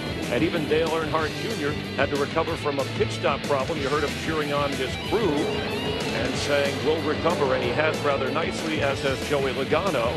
Tony Stewart has moved into the lead here with our latest caution. We've had 7 leaders, 13 lead changes so far. It's a race Tony Stewart has to have, or at least finish well, since he came in 24th in points. Stewart has won 2 of the last 3 California races. But let's talk, Michael Waltrip, about Logano. Earlier, we have documented the splitter and some of the problems that could cause throughout this race. Yeah, if you don't have your splitter fully intact, you will lose front downforce. You could see it began to grind away early in the race on top, and now not only is it ground away, Chris, it's halfway around to the front of the car, and it's fallen apart from the body itself. So that could cause even more problems. It's not going to get any better. These cars bounce down the straightaways. There's so much to be gained by having a low car, but the risk is burning your splitter off, and that's exactly where Logano is right now. So what can you or a crew chief do about it with 65 laps to go and seems like few cautions down the stretch here? Yeah, we talked about we're getting in the late stages of the races. You can't come to pit road now and work on your car and think that you're going to have a chance to go back to the front. There just isn't enough time left. These guys are using strategy right now. Tony Stewart up front. Clint Bowyer hard into the outside wall. They've recovered from that, and they're currently running second. So it's really important to have all your stuff together for these last 65 laps. You go to the back to put a little packer in the left front, which is what Joey Logano might need to keep that splitter off the road.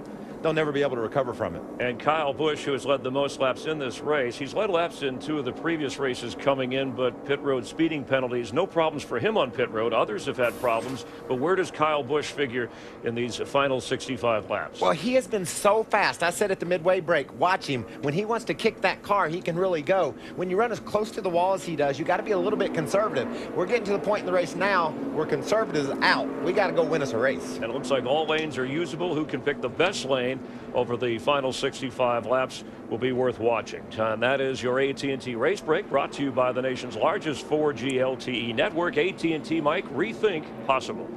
Thanks, Chris. We'll have 31 lead lap cars, and they will include Kurt Busch, who finally overcomes his speeding penalty. He was the free pass. And the curious case of Timmy Hill, who we saw dump oil on the track. 5 cars hit the wall as a result. He did not blow an engine. He lost an oil line because Hill is now back out there logging laps 71 laps down. And Kyle Busch, an 18 car per Matt Yoakum, back in 10th. He had to go to his backup battery. Green flag. Tony Stewart and Clint Bowyer bring them to turn 1. Stewart on the outside. Top 4 drivers there all went with just 2 tires. Look at the run that Stewart's getting on the outside, as well as Kevin Harvick in the 29, and there comes Kyle Busch. Harv tried the top, Dale Jr. the bottom. The top groove is the one that works. Here comes Harvick. Yeah, a couple of things. Going to a backup battery, that's not a bad thing. It should be fine. It's late in the race. I'm not really concerned about that splitter on that 22 car. It's on that left side. I don't think it'll have a huge effect. Those guys are going to be tough. Kyle through the middle with Harvick on the high side and KENSETH giving up the bottom to go up top. But they're all chasing Tony Stewart.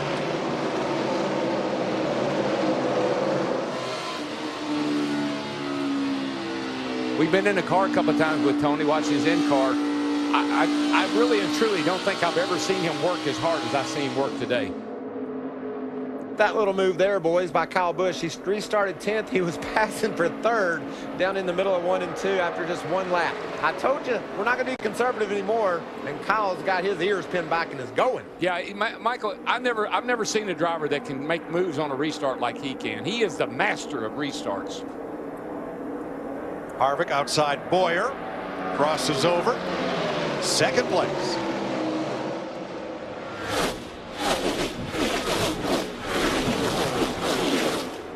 Stewart out in front by half a second last week at Bristol. His crew chief Steve Addington told me we have some new suspension pieces going through the NASCAR approval process. When we get them approved, which should be by California, we will be better. Here's the proof of the pudding. Stewart showed us very little during the practice sessions all week long. Started this race 6th. He is out front with his nose in the wind. And he just ran his fastest lap of the race. Got a little piece of debris on the nose. I don't think it's any problem, though. It looks like a small piece of wrapper on the far side of the grill. Look, we're right together again. We got a bunch of hungry hounds right here with 61 laps to go. There you see the 2 drivers that started at the rear of the field because of engine change. Brad Keselowski in the 2, the blue car, and Greg Biffle at the back of this pack in the 16. And then think about Matt Kenseth. Wasn't that long ago he was on pit road for an unscheduled stop for a flat left rear. That's the guy that's going somewhere, Larry. That 18 car is coming. He restarted 10th. He's up to fighting for 2nd right here. He is on a tear.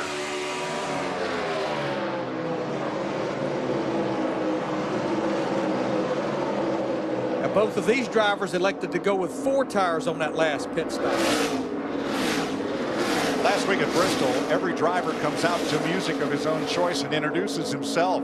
And Kyle grabs the microphone and to a chorus of boos says, "You know who I am." No introduction needed. These cars, that's one thing that I know about these cars. They can run side by side without getting all crazy and pushing and getting loose. Now top to bottom gets Busch into the corner quicker. But staying up top gives Harvick more momentum off the corner. But Kyle has got his car better, Mike, because he wasn't able to run down low like he is now on this last restart. So he's made his car much better. We wanted to get 5 races in the books at 5 different racetracks, but I don't think we can say enough about this new Generation 6 car with what NASCAR, the teams, the manufacturers have done with the downforce. We have had great racing at all 5 races, all 5 tracks. Larry, this car, I say this, and I say it, I don't mean this disrespectfully. This car is better than the teams right now. They're figuring it out. They're trying to get their arms around it. What can they do and what will it do? At 7th place, teammates Denny Hamlin and the 20, Matt Kenseth.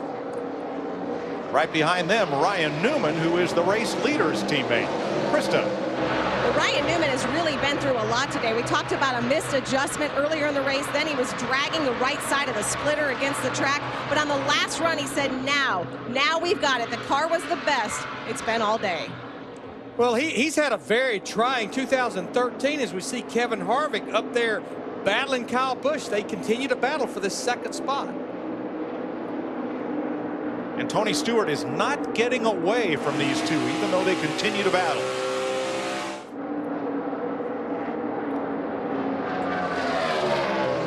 .58 laps to go as Montoya hits pit road. Tony Stewart leading.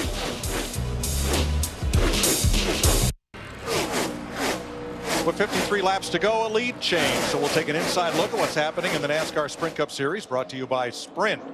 Our 15th lead change of the day. Kyle Busch going past Tony Stewart. Stewart took it back and things almost got difficult. We'll show you in a moment. But you can get unlimited access to NASCAR with the NASCAR Mobile 13 app and truly unlimited data from Sprint. No metering, no throttling, no overages. Learn more at sprint.com/speed. Boy, there's some aggressive racing going on right now. I mean, not just for the lead, but all back through the field. Kyle Busch took the lead, and Stewart tried to take it back over in turn number 2. This, I can't believe how close this comes to being a wreck right here, guys. See Stewart drop to the bottom up along the side of the 18 car there. He kind of thinks he might have him cleared enough to get up in front of him right here, but look at this run when Kyle gets right. Ooh. And Tony had to get out of the throttle, man. If he hadn't, that would have been big. Yeah, and Tony's also going to lose that third spot to Joey Logano in the 22. But that goes back to what you were talking about earlier. You can do all that through the corners, but it comes together on the exit.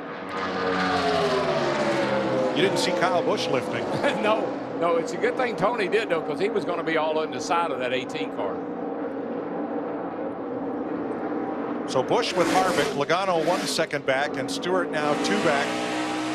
Keselowski working on his 5th straight top 5 finish. As Larry told you earlier, that would tie the record set by Dale Earnhardt for defending champion to begin the season with 5 straight top 5s. That happened in 1995. He's such a steady performer. That he and his crew chief, they make such great calls during the race, and you can always depend on them to be there at the end of the day.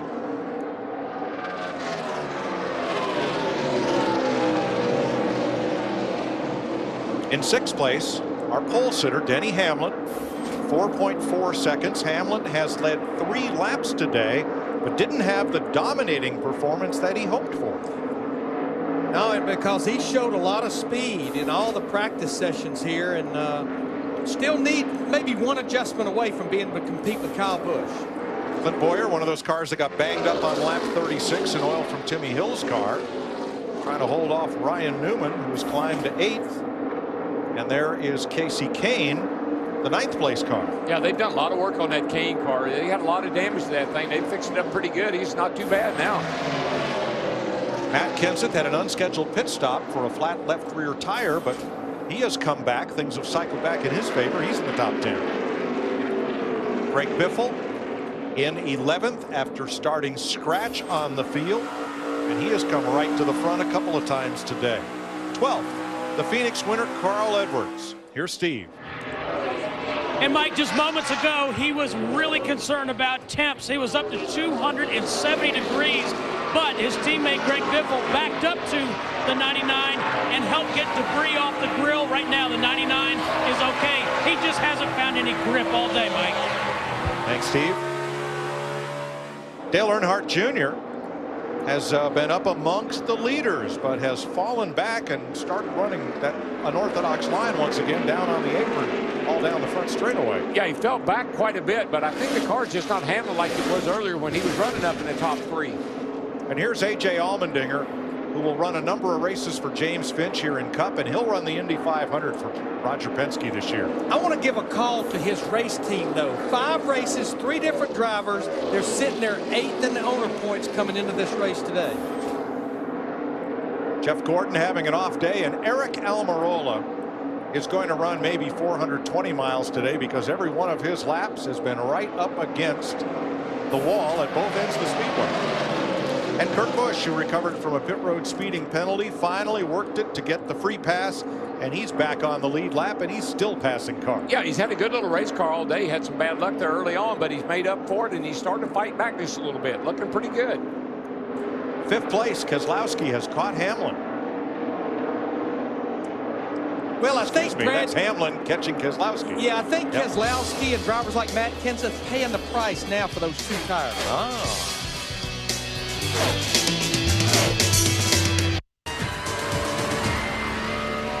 42 laps to go in Southern California. Kyle Busch 3/4 of a second up on Kevin Harvick. 42 to go, including 1 more pit stop at the least. Kevin Harvick 7/10 back, right in Busch's shadow. 4 seconds back to Joey Logano.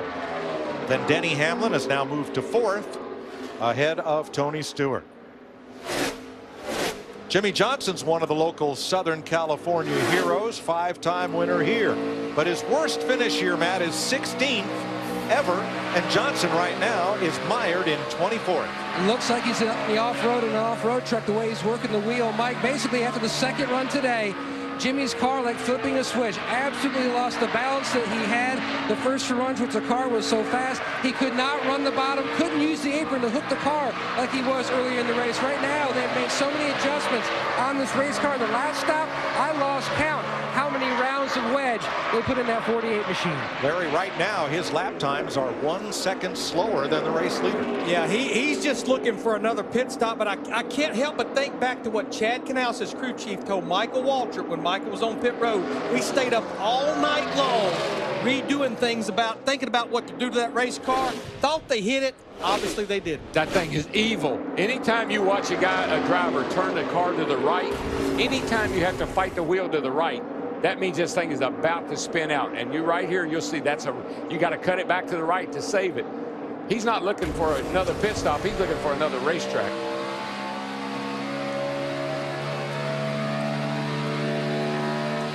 Need to make note that Juan Pablo Montoya with transmission problems went to the garage area.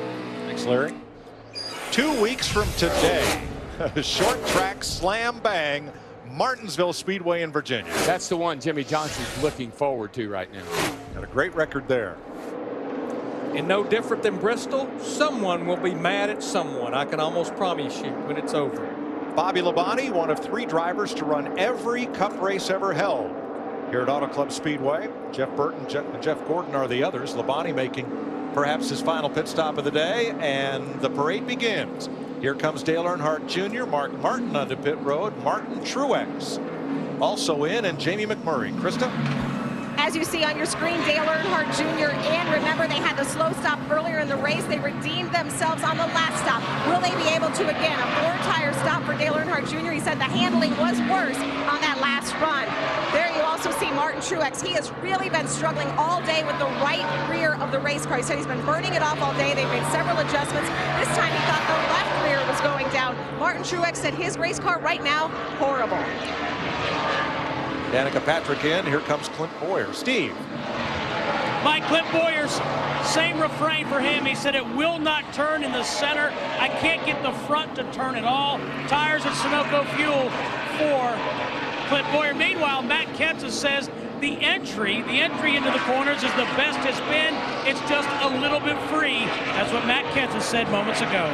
Jeff Burton makes his stop in and out. The 2 BK cars are in, and Mark Martin, the speeding police, the electronic timing system, has his too fast entering his pit. I was just telling Barry Landis, our producer down there, I said, you know what, I think that 55 might have been a little hot coming in. Here's Kasey Kahne, Brad Keselowski, Carl Edwards in, and more. Steve? Kasey Kahne, another one that's been fighting a tight condition, Mike. It's going to be 4-tire change for Kasey Kahne again. Trying to get that thing to turn. Carl Edwards, they have, as we said, overcome their overheating problem, but again, the car is still too loose. Matt. And meanwhile, Brad Keselowski's car, you can see where he had some of the cosmetic damage to the right side. 2 cautions ago, they worked on that right side to help clean it up. Clean the grille, no chassis adjustment for the 2. Kyle Busch stays out. He is still the quickest car on the racetrack, but as these cars come up to speed with fresh tires, that'll change. Well, where the cat and mouse game will come is, I think, with our top 4. Kyle Busch, Harvick, Logano, and Hamlin. Once one of them comes to pit road, Matt, the other ones can't be far behind. And Stewart looking for another win here. You can see already going to work on the right side. Look for a wedge adjustment. Still haven't seen the wedge wrench go in the back window yet. He said he gave it a valiant effort on those 2 right side tires, trying to keep that car out front. No adjustment, he's away.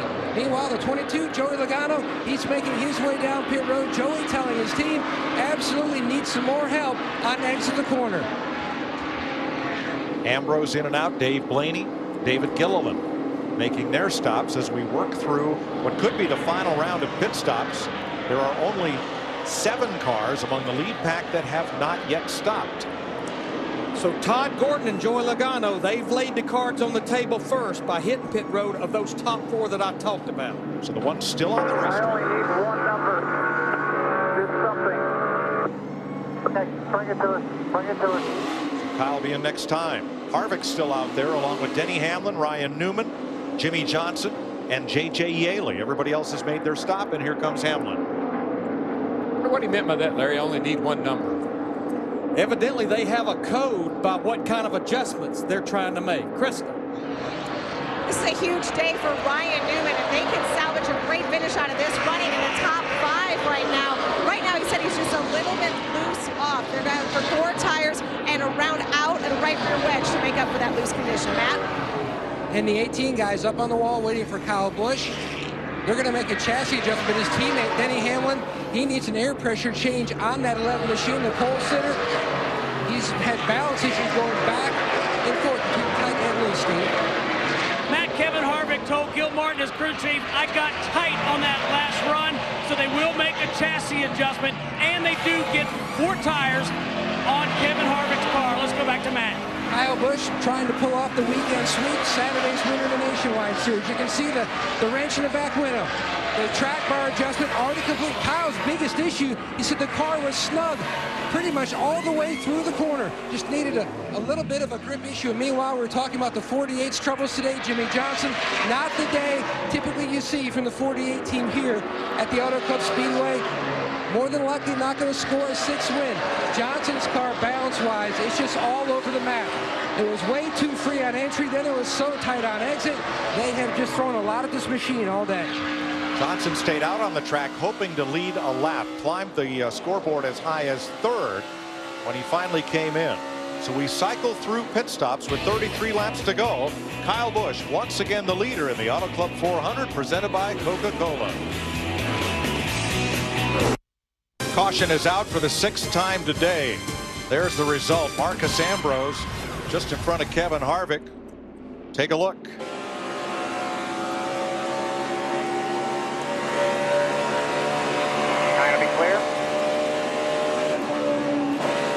Shredded the left rear tire, heavy damage on Ambrose's car. Here's our extreme slow motion, our Exmo view of it. Like Harvick that caught is a little the bit second flat left rear for Ambrose today. Second caution he's brought out. Yeah, it looked like Harvick may have caught that rubber casing off that tire. Ambrose went to the garage. Now we just had cycled through green flag pit stops, but here with about 29, 30 laps to go, about half of our 25 drivers on the lead lap hit pit road.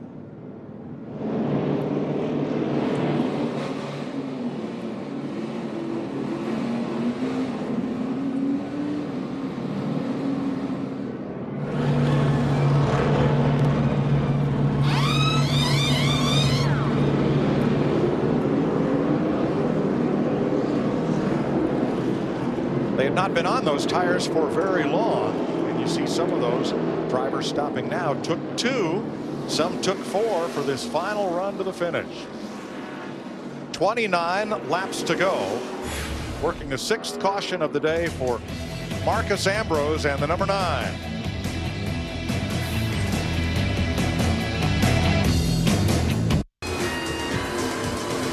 Getting ready for the restart. Hollywood's the home of action films. You want action? I'll show you action. It's coming in 2 weeks right here on Fox. Ruderman has 2 flats. He may not make it to the pits. Quit running. Just shut off. What in the hell is that 10 doing?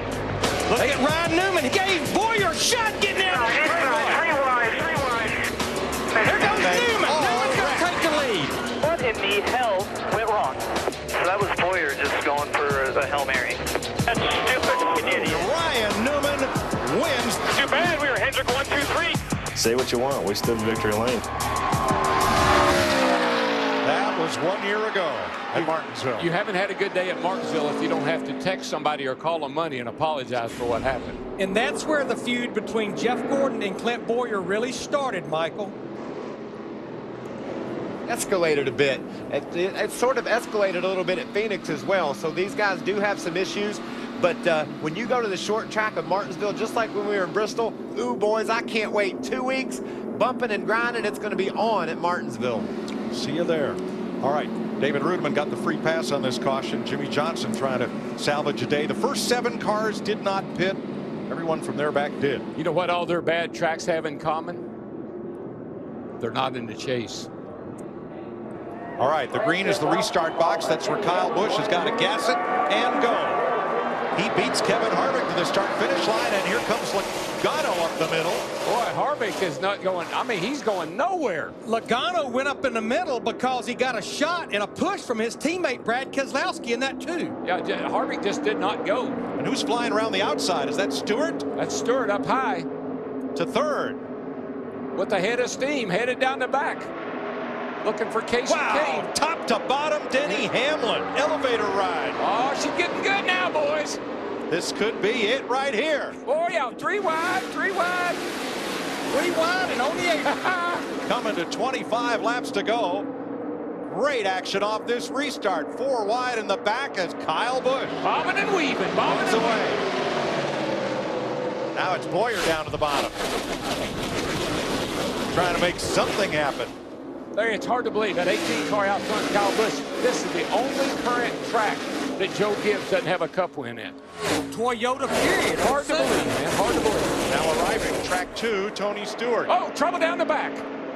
There's a big wreck over there. And it is Mark Martin who goes spinning down the back straightaway. Caution is out for the 7th time. We get anything move to left rear. A lot of rear end damage there. Got a left rear tire down, and I'm sure there was some contact. Saw the track bar hanging on the ground, Darrell. Something just broke in the rear end. Track bar.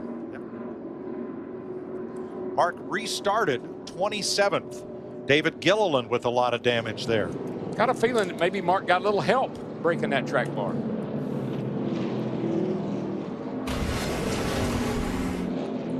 See, Mark Martin would have been the free pass car. You see him back there up high, coming around the back of the picture there. I think he gets forced. forced. Martin's here and Gilliland's there. They're pretty far apart from each other, so it was Mark coming across the track after it broke that got into Gilliland, who was a victim. Let's see if Mark gets any help or if that track bar just breaks. Did he get the wall? No, he got, there you go. There's your contact.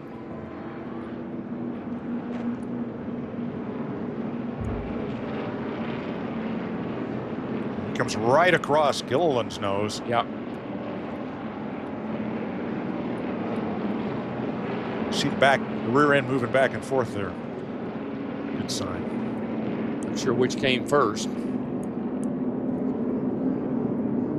Pit road is open this time.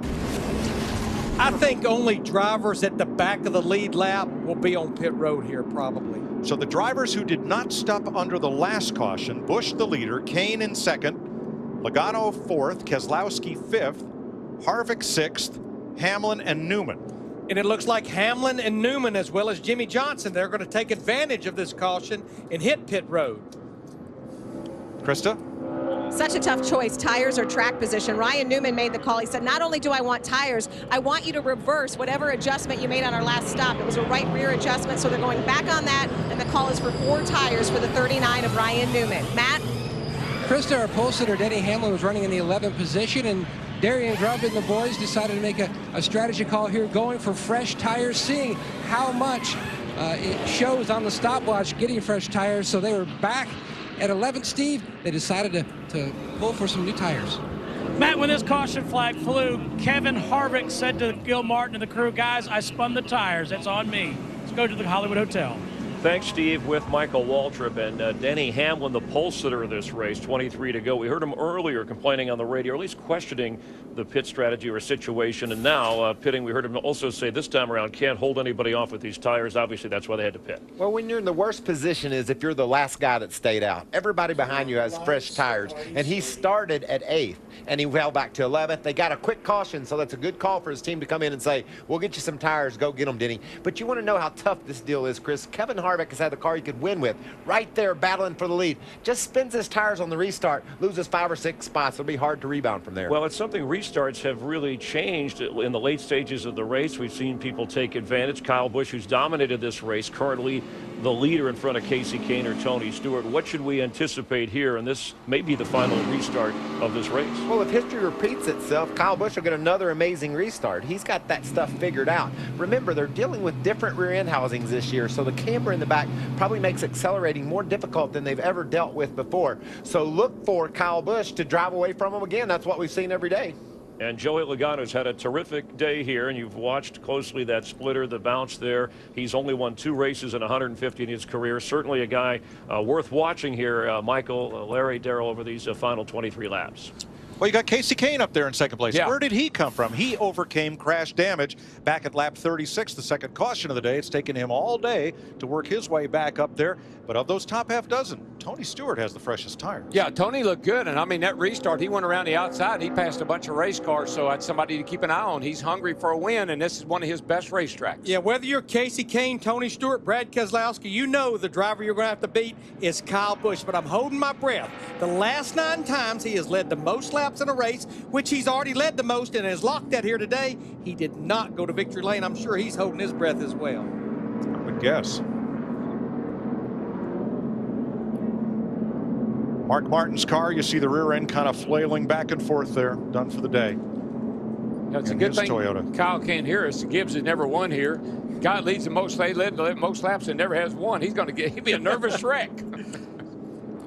We're told that Denny Hamlin's pit stop, he has lost a lug nut. One lug nut did not get reinstalled on that stop. He's going to have to come back to pit road. Yeah, I mean, it only gave up probably 3 or 4 positions because remember, only 3 or 4 drivers actually came to pit road under that caution. We just see week in and week out, though, this year seem like more than ever mistakes on pit road, whether it's speeding, drop lug nuts. It seems like we have a lot of mistakes on pit road this year.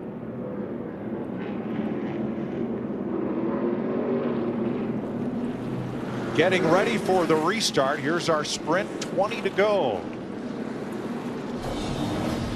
Kyle Busch has led 109 laps today. The Joe Gibbs cars have led 122 today, trying to garner their first checkered flag in the Sprint Cup Series at Auto Club Speedway. Kyle won with a different team, Hendrick Motorsports, back in 2005. And that's the team that Casey Kane drives for. Kane slapped the wall, came back all the way back now to second place. And that's a guy with a lot of momentum right there. Second place finish and a win. Looking pretty good today.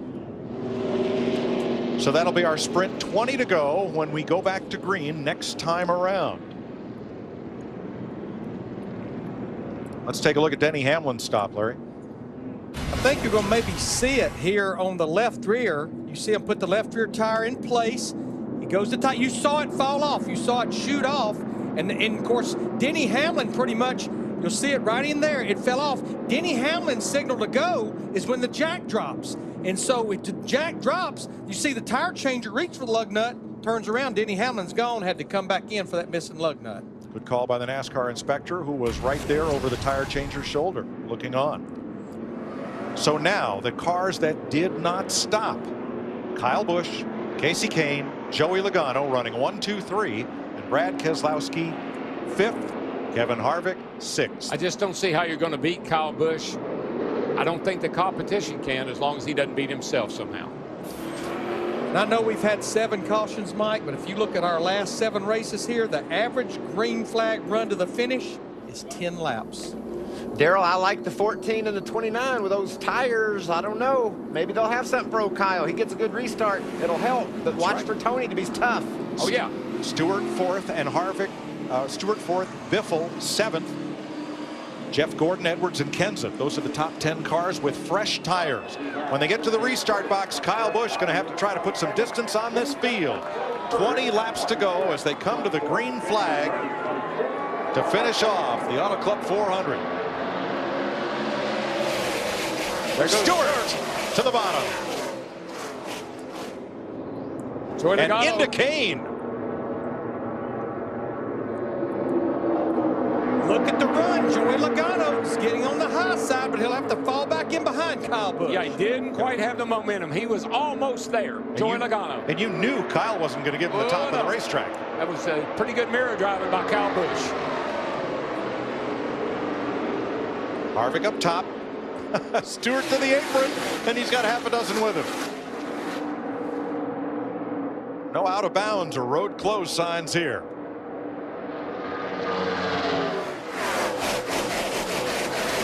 All I can say is the race is on, boys. And they got somebody to chase. That 18 car's been the best car all day. Has anybody got anything for him? Kane way up the high side, and they triple deck him. Boy, look at that. And Biffle just made a whale of a move. Yeah, Kevin Harvick in the 29 got loose off turn 2. He lost that spot to Keselowski in the 2. And look at Kurt Busch in the 78. Just turned it to the bottom and gained 2 spots. On the apron, slide job. Here I am. Look out.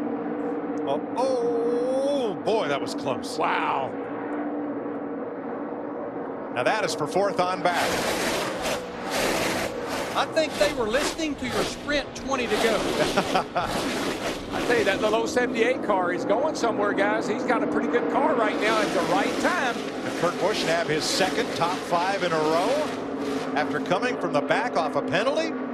Wow. Kane in the 5 car, all kinds of troubles. It's like they're just trying to get more than there, especially on the exit of the corner. Yeah, Kane got up high. He's up high again, but he got way too high off of 2. Had to get out of the throttle, lost his momentum and a bunch of spots. What a roller coaster that is into turn 3. And then right back up top, exiting 4. Oh, look out. Yeah, 4 wide back there. Whoa, look out. Almirola shoots through. That's it. That's it. Oh, my gosh. I couldn't even say what it was because they were banging off each other. Well, there's a man on a mission in the middle of that. Denny Hamlin at 11, remember, had to go to the back of the field because he had to repit for a missing lug nut. He knows the laps are running out. Oh, this is Jimmy a Johnson storm right here. Back in contention. Unfortunately, back in 20th.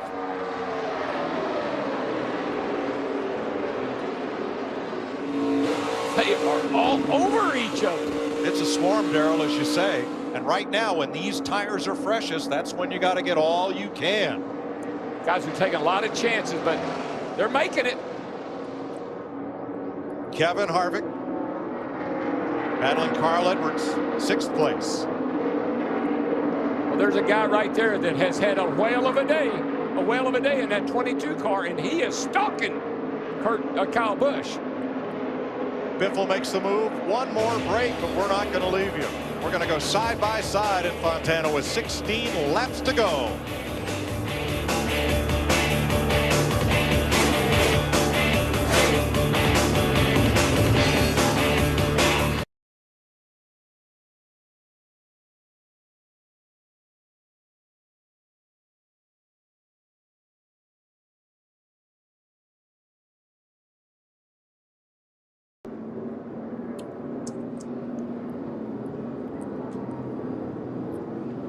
Clint Bowyer was 10th in his Toyota. And smoke-filled interior of his car. There's the shot from in the car as Clint moves around to climb out. He's in there somewhere. He's out of there somewhere. A cloud of smoke. He was the 10th place car. Let's ride along and look and listen and see if we can figure out what happened to Bowyer. They started bad, ends bad.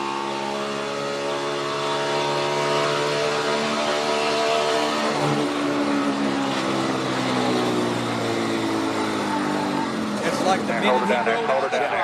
Hold her down there. That's what we call a death rattle when they just get that. You're right there. Nobody's coming at you. Nobody's coming at you.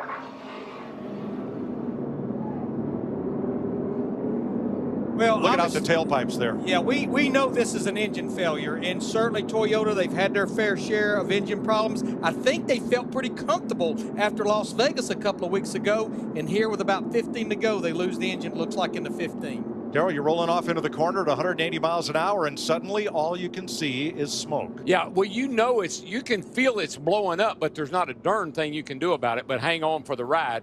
And you see he's got the wheels locked down. He's trying to stay out of the track. Doesn't want to go back up in the racetrack. Hanging on for dear life. A nice job by the spotter to reassure him. Nobody coming in your lane once the car immediately behind got by.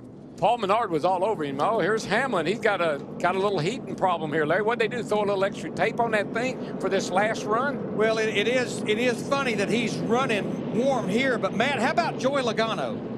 For about the last 2 runs, Larry Mack, he's been telling his team that the water and oil temperature absolutely almost pegged. Now he's telling Todd Gordon the water temperature is 300 and the oil temperature gauge absolutely pegged. It has come down now, he says, to about 285 under caution, but they need clean air and fast. Well, as long as the system, it's a pressurized system, as long as it doesn't blow the water out, temperature is kind of it's a moot point. This the best thing he can do, though, Larry. This will cool the engine. It will also cool the oil, and we've only got 14 laps to go. I believe he's going to be fine. So Logano is coasting, shutting the engine down here to coast along, get some cool air through that radiator. You're not generating any more heat with that engine off. I'm not sure how much it'll cool, but it can't hurt. Well, the oil temperature will come down for sure, and that will affect the water temperature. So overall, I think he's going to be all right.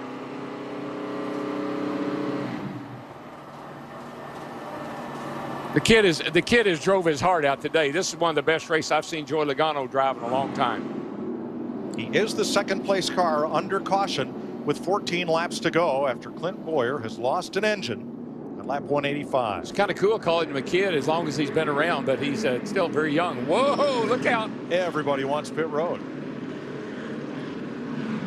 Steve? Carl Edwards saying the 99 is just too loose. That's been a problem all day for him, but he will take 4 tires. Casey Kane also on pit road. They've done a great job of fighting back. Let's go to Krista. 4 tires a call for Dale Earnhardt Jr. He said he's just so tight in the center. The handling has gone away, so they're going to give it one last shot to see how many guys he can get past. Matt? And the 24, Jeff Gordon, the 16 of Biffle, and the 11 of Hamlin all have come down pit road trying to get fresh tires for one more shot for the win here as the closing laps are winding down. 8 drivers chose not to pit, so the race off pit road will be for 9th place. Ricky Stenhouse. The first 8 did not pit. We'll recap them for you in a moment as we go side by side in Fontana with 13 laps to go. Coverage provided by Goodyear. Everything we learn making tires that face the grueling demands of NASCAR inspires what we roll into yours. Goodyear, the official tire of NASCAR. Chris Myers, Michael Waltrip under caution with 12 laps to go. Row 1 has dominated this race, Chris, but I like row 2. Tony Stewart, he was solid on the restart, and Kurt Busch, Kyle's brother, man, he was streaking through the field. He's got a little bit fresher tires. This is going to be fun. No one's hungrier than Kurt Busch. I like him for this win on the outside of row 2. Meanwhile, Kyle Busch won 1 race last year. He's led in the last 2. Pit road penalties have created a problem, Mike, but he has dominated today. Kyle Busch at the front, Joey Logano right alongside. Kyle riding a 31 race winless streak, the longest since he's been at Joe Gibbs Racing. Logano trying to break into victory lane. Dave Blaney was the free pass car. He's back on the lead lap, and at the back, Ryan Newman speeding penalty. How about Kurt Busch, though? After that speeding penalty, did you ever figure he'd be right up here in row 2 for the final restart? And he's right here, you know, his brother and Kyle and Kurt nose to tail here. These guys might just get bushwhacked. He's looking to the outside. Logano down to block Stewart. Stewart trying to get further underneath him. Can't. What a land rush into turn 1. I tell you, that 78 may come out on top if he can get up off of 2. Couldn't quite pull it off. That's if they all get off turn 2. Whoa, tight off of that corner. Boy, Joey Logano, he did not give Kyle Busch much room. There comes Kurt Busch down to the bottom on the back. And that's right where he's been running, Larry. Now watch him, he'll go down on that apron. He's got a lot of grip down there, and he's put a slide job on a couple of guys. And he's got fresher tires. Here he comes up against Logano, but Kyle Busch brings them off turn 4 once again. Man, Kurt and the 22 car of Logano are banging off each other. Harvick edges up behind them, looking for a shot. Here comes Carl Edwards as well. Down on the bottom in yellow. Yeah, Carl Edwards in the 99, and there's also right behind him Jeff Gordon in that 24 car. And we haven't talked about Jeff Gordon all day. He's been running in the top 15, 18. And how about Dale Earnhardt Jr.? He's back in the mix. Contact. Hold on Edwards, to it, boys. Logano, and Kurt Busch.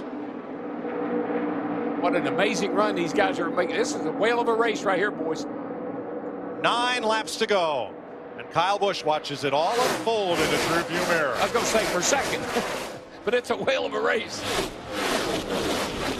Man, you just find a spot. Looking, can I find a hole? You know, we're looking back at Carl Edwards and Denny Hamlin from Joey Logano. Michael Waltrip talked about fresh tires. Carl Edwards and Denny Hamlin, they have fresher tires than any of these drivers. Junior, did he get turned or did he dive? I think he had a little help, but boy, he recovered quickly after that top to bottom run at the entrance to turn 3. How about that Carl Edwards up there fighting for the win with that old Subway uniform on that he has left over from Phoenix? Yeah, it did look like Harvick got into the back of Dale Jr. Nice recovery. Let's have a quick look.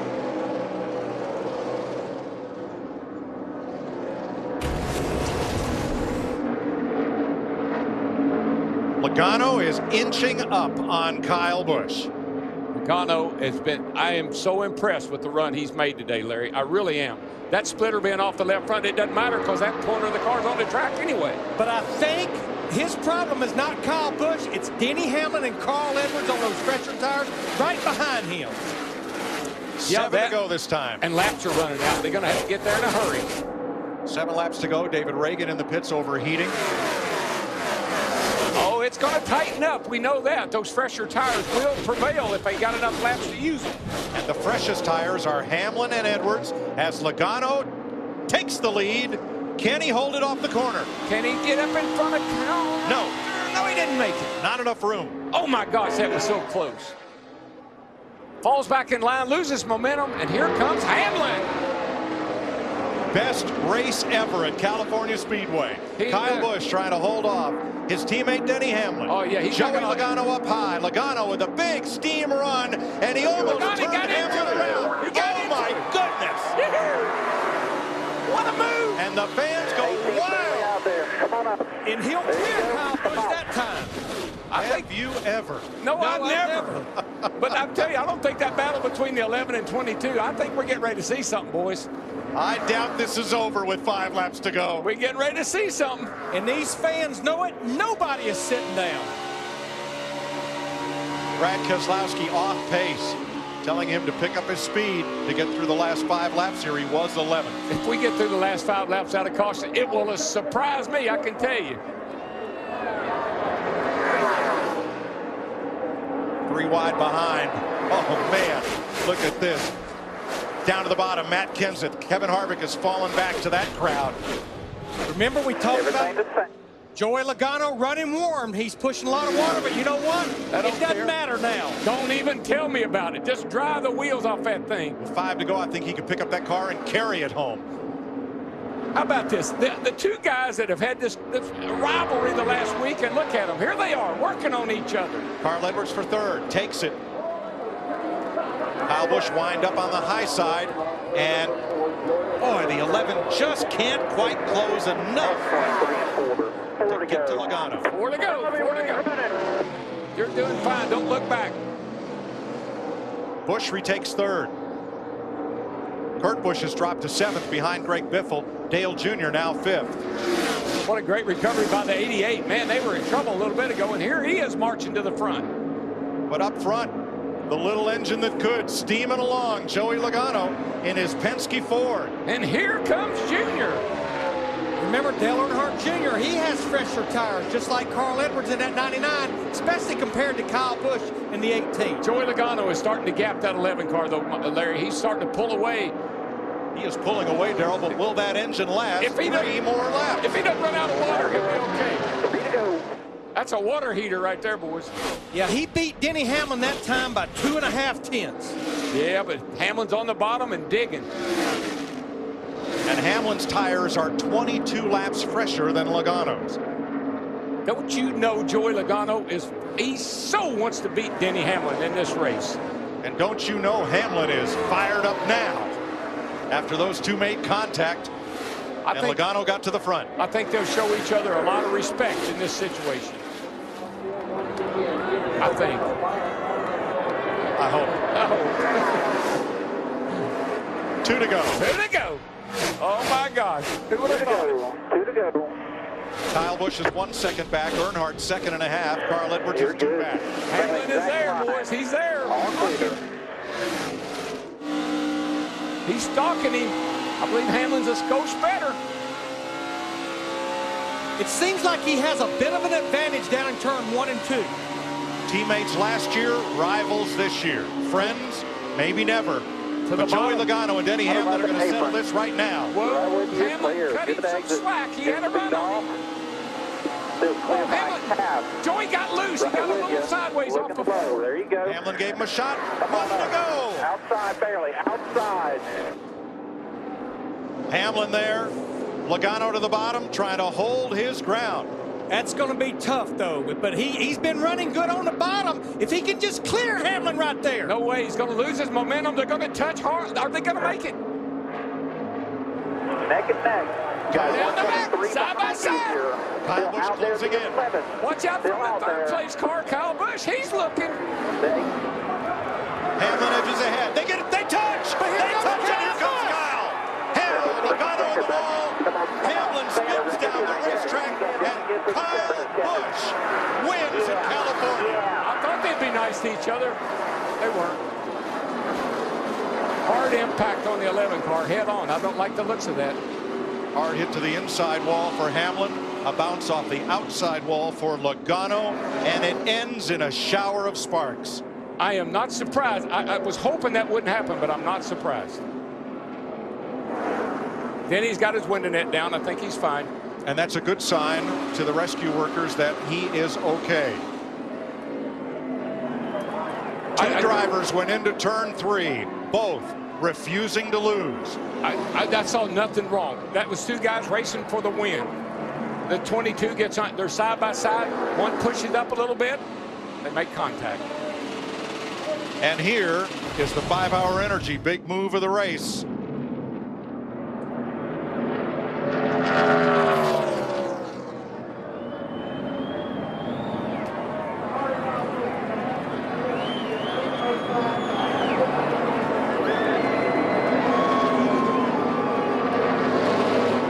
White flag right there. Yeah, that's when Joey got loose off turn 4, allowed Hamlin to get up beside him and make the pass.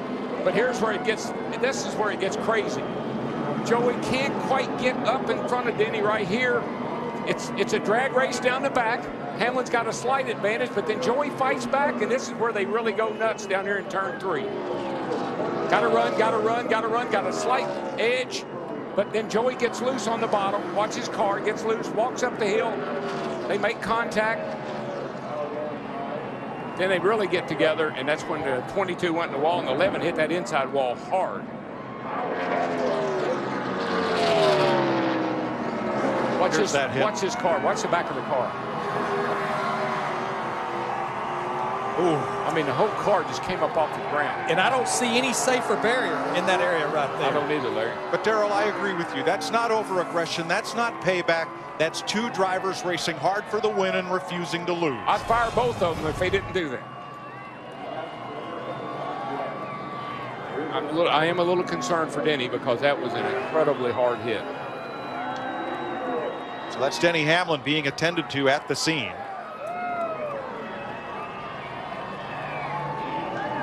Joey Logano climbs out of what's left of his race car, and here's your winner. Kyle Busch breaks his winless streak. He gets the first win at Auto Club Speedway at Toyota's home track for them, and the first win here for Joe Gibbs Racing. And boy, Tony Stewart is after Logano.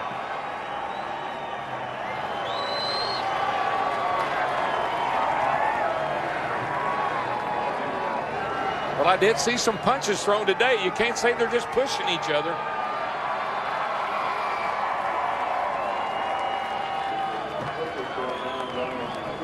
Not sure what went on between Stewart and Logano.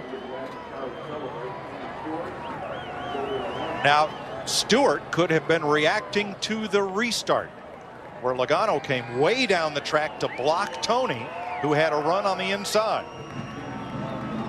Let's take a look at that. Let's see what happens here. This is what Tony is upset about, I guess. No question. Joey blocked him, cut him off right there, and I'm sure that's what Tony. You know, quite honestly, it's a restart for heaven's sake. I mean, nobody did anything wrong. You know, Joey did nothing wrong. And that's Stewart going for the win, and it's Logano trying to go as low as he can go. Come on, boys, we're racing. And Denny Hamlin has been helped into the ambulance after a hard crash into the inside wall at the conclusion of this race.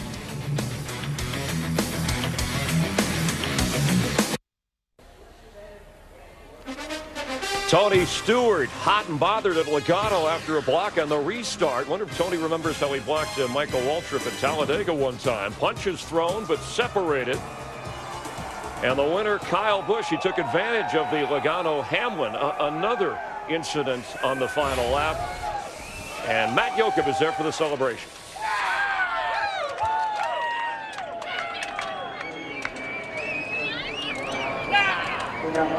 Kyle Busch makes history in California. The first Sprint Cup win for the coach. Joe Gibbs, could you win it in any more dramatic Kyle Busch fashion? No. They forgot about me, though. I knew they were gonna, but I figured the spotters would say that, you know, the 18's coming, y'all better stop messing around. But what a great day. This Interstate Batteries Camry was so fast all day. I mean, geez, it's so fun to come out here, perform like this, but to finally win it. I mean, it's been 3 years in the making. We finished third a couple years ago, second last year, first now this year. So Dave Rogers and all these guys, I can't say enough about Toyota, Interstate Batteries, Monster Energy. Appreciate M&M's support always, and you know, the fans, and of course Sprint. You know, we appreciate Sprint and what all they do for our sport. Now, you mentioned they forgot about you. You saw them starting to get close and starting to trade paint. What was going through your mind? Hopefully I can get by before they wreck. You know, when they both went to the bottom side of 3 and 4, I'm like, oh man, this is golden. I got enough up here. I can make this happen. And lo and behold, you know, I put my foot to it and drove around the outside of them before they started crashing, or maybe as they were crashing. I'm not sure, but man, just feels so good to finally win. I mean, we weren't going to win if it wasn't for those two battling. If they would have been single file and just racing, you know, it would have went down in order. But can't say enough about all of Joe Gibbs Racing, everybody at TRD. We appreciate their support, and of course, being right here in California, finally we get the home win for Toyota. Finally, we get a win for Joe. Joe, this one's for you, buddy. I drove my butt off right there at the end. You know, it always do. And Norm also, man. We appreciate Norm Miller with Interstate Batteries. Kyle Busch sweeps the weekend. Steve? Well, Matt, we've caught up with Joey Logano back in the garage area, and Joey, controversy again. I know you just had a chance to look at the replay with Denny Hamlin, your side of it. We worked it last week. Probably shouldn't have done what he did last week, so that's what he gets. And besides that, I think our Auto Club Ford was very strong all day. I was very happy with the car we had. We were super fast, led a lot of laps, nothing to hang our head down about, that's for sure. We're very, very proud of that. Doug Yates, thank you so much for the motor. That thing ran the last 7-8 laps with no water in it, just pushing water over 300 degrees. So it's really amazing for those guys. So thank you guys that went at the engine shop to get a solid run out of here today. Just look forward to get back to the racetrack and try it again. Joey, here's the restart. Just spoke to Tony Stewart. He was really angry. Tell us what happened on the restart. Yeah, I mean, I had to throw the block there. That was a race for the lead. And I felt like if the 14 got underneath me, that was going to be the end of my opportunity to win the race. So I was just trying to protect the spot I had. And I was actually pedaling because I couldn't keep the 18 aligned. I was actually faster than the 18 getting the tires hooked up. And then, you know, I'm trying to stagger myself, make sure I don't beat into the line, and then I had to block the 14th run because I was pedaling it. So I'll talk to him, and we'll see what happens. But, you know, I don't know where I think he finished decent. So we'll talk about it some more. Thank you, Joey. Appreciate your time. Let's go back to Chris Myers. All right, thank you, Stephen. We're awaiting a health report. We certainly hope that Denny Hamlin is okay. You heard Logano say, referring to Tony Stewart, I had to block, and that's what he gets referring to Denny Hamlin. Michael Waltrip, let's take a look at where it went badly. Well, when they come into the turn, Denny on the entry to turn 3 left Joey plenty of room on the bottom. I think Denny knew that the 18 was coming of Kyle Busch. He decided he better give him a little room, but Joey just kept coming up and up and up and drove into the side of Denny. Denny didn't do anything wrong. I think Denny was respectful of the last lap and chose to give Joey extra room, and Joey used that extra room and a little bit more. Kyle Busch took advantage. You're watching the Sprint post-race show. Would that have happened had Logano and Hamlin not had the incident the week before? A question worth pondering. We'll have more in a moment. Logano talk about the restart. Steve Burns caught up with Stewart after Tony went over to question and do more than that. Actually got a swing in there. Let's see what Steve Burns came up with. Well, Tony, what angered you at the end of the race? What did you take issue with? What the hell do you think I was mad about? Dumb little runs us clear down to the infield. He wants to about everybody else, and he's the one that drives like a little I'm going to bust his ass. Thanks, Tony. Thank you. All right, Michael Waltrip. Logano's been, we talked about it in the pre-race show, as the continuation celebration for Kyle Busch and the unofficial results. But Logano's got to stand up for himself. Well, I think he started this race today proving that that's exactly what he intended to do. And I didn't have any problem with anything Joey did until he got down in turn 3 on the last lap. I understand you got to push and shove to win one of these things sometimes, but you can't spin yourself out. He leaned on Denny a little bit and grabs the lead. That's one thing, but he crashed on both. Kevin Harvick Jimmy Johnson. That's 12 and 13. A couple of California drivers. Ricky Stenhouse Jr., the rookie, wound up 20th.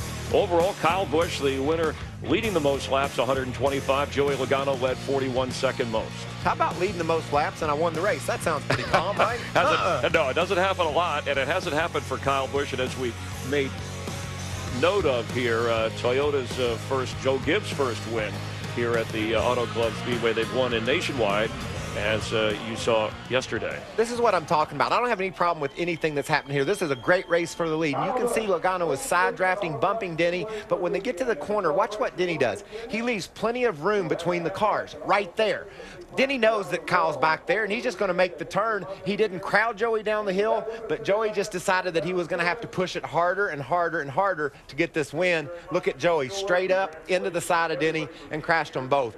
Denny did a responsible job of trying to win the race. He gave Joey room. He made the corner. He was going to have a great race with either one of them. I don't know which one would have won with Kyle on the outside, but this is a sad crash. I mean, Denny hit really hard.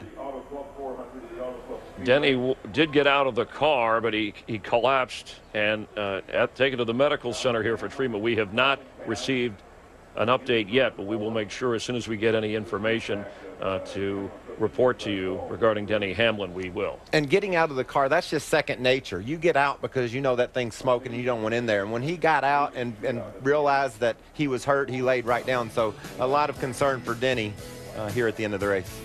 5 races, 5 different winners for Kyle Busch, celebrating in victory lane. We'll have more in a moment. Our podium finish, and it's always tough enough to win, let alone finish in the top 3. Dale Earnhardt Jr. second, and Kurt Busch with brother Kyle, part of the podium celebration here in Southern California. Denny Hamlin and Joey Logano, their history goes back not only to last week with Bristol when they got into it with each other, but a war on Twitter. After that, even prior to the season, former teammates, they have not gotten along. You saw the end result. And Krista Voda is outside the care center with the latest on Denny Hamlin. Krista? And Chris, we have not seen Denny yet. He was brought over here in an ambulance. His officials and team representatives inside, but we have been told by NASCAR that Denny is awake and alert, but he will be transported to a local hospital. That is the latest we have from down here at the care center. And for more, of course, Speed will have coverage. You can go to foxsports.com to get further information in the aftermath as you see the mix-up. It looked like it was either going to be Logano or Hamlin going to victory lane, despite Kyle Busch dominating this race. But when this happened, it cleared the way for Kyle and Joe Gibbs Racing to celebrate the tough hit that Denny Hamlin took. And we certainly, it's good news to hear that he is alert and awake. So Dale Earnhardt Jr. now moves into the points lead, replacing Brad Keselowski. Carl Edwards up to 5th. Great job by Jimmy Johnson's team. They weren't a factor all day long. Finished 12th, still remaining up to 3rd in the points. Casey Kane, a solid run. And look at there.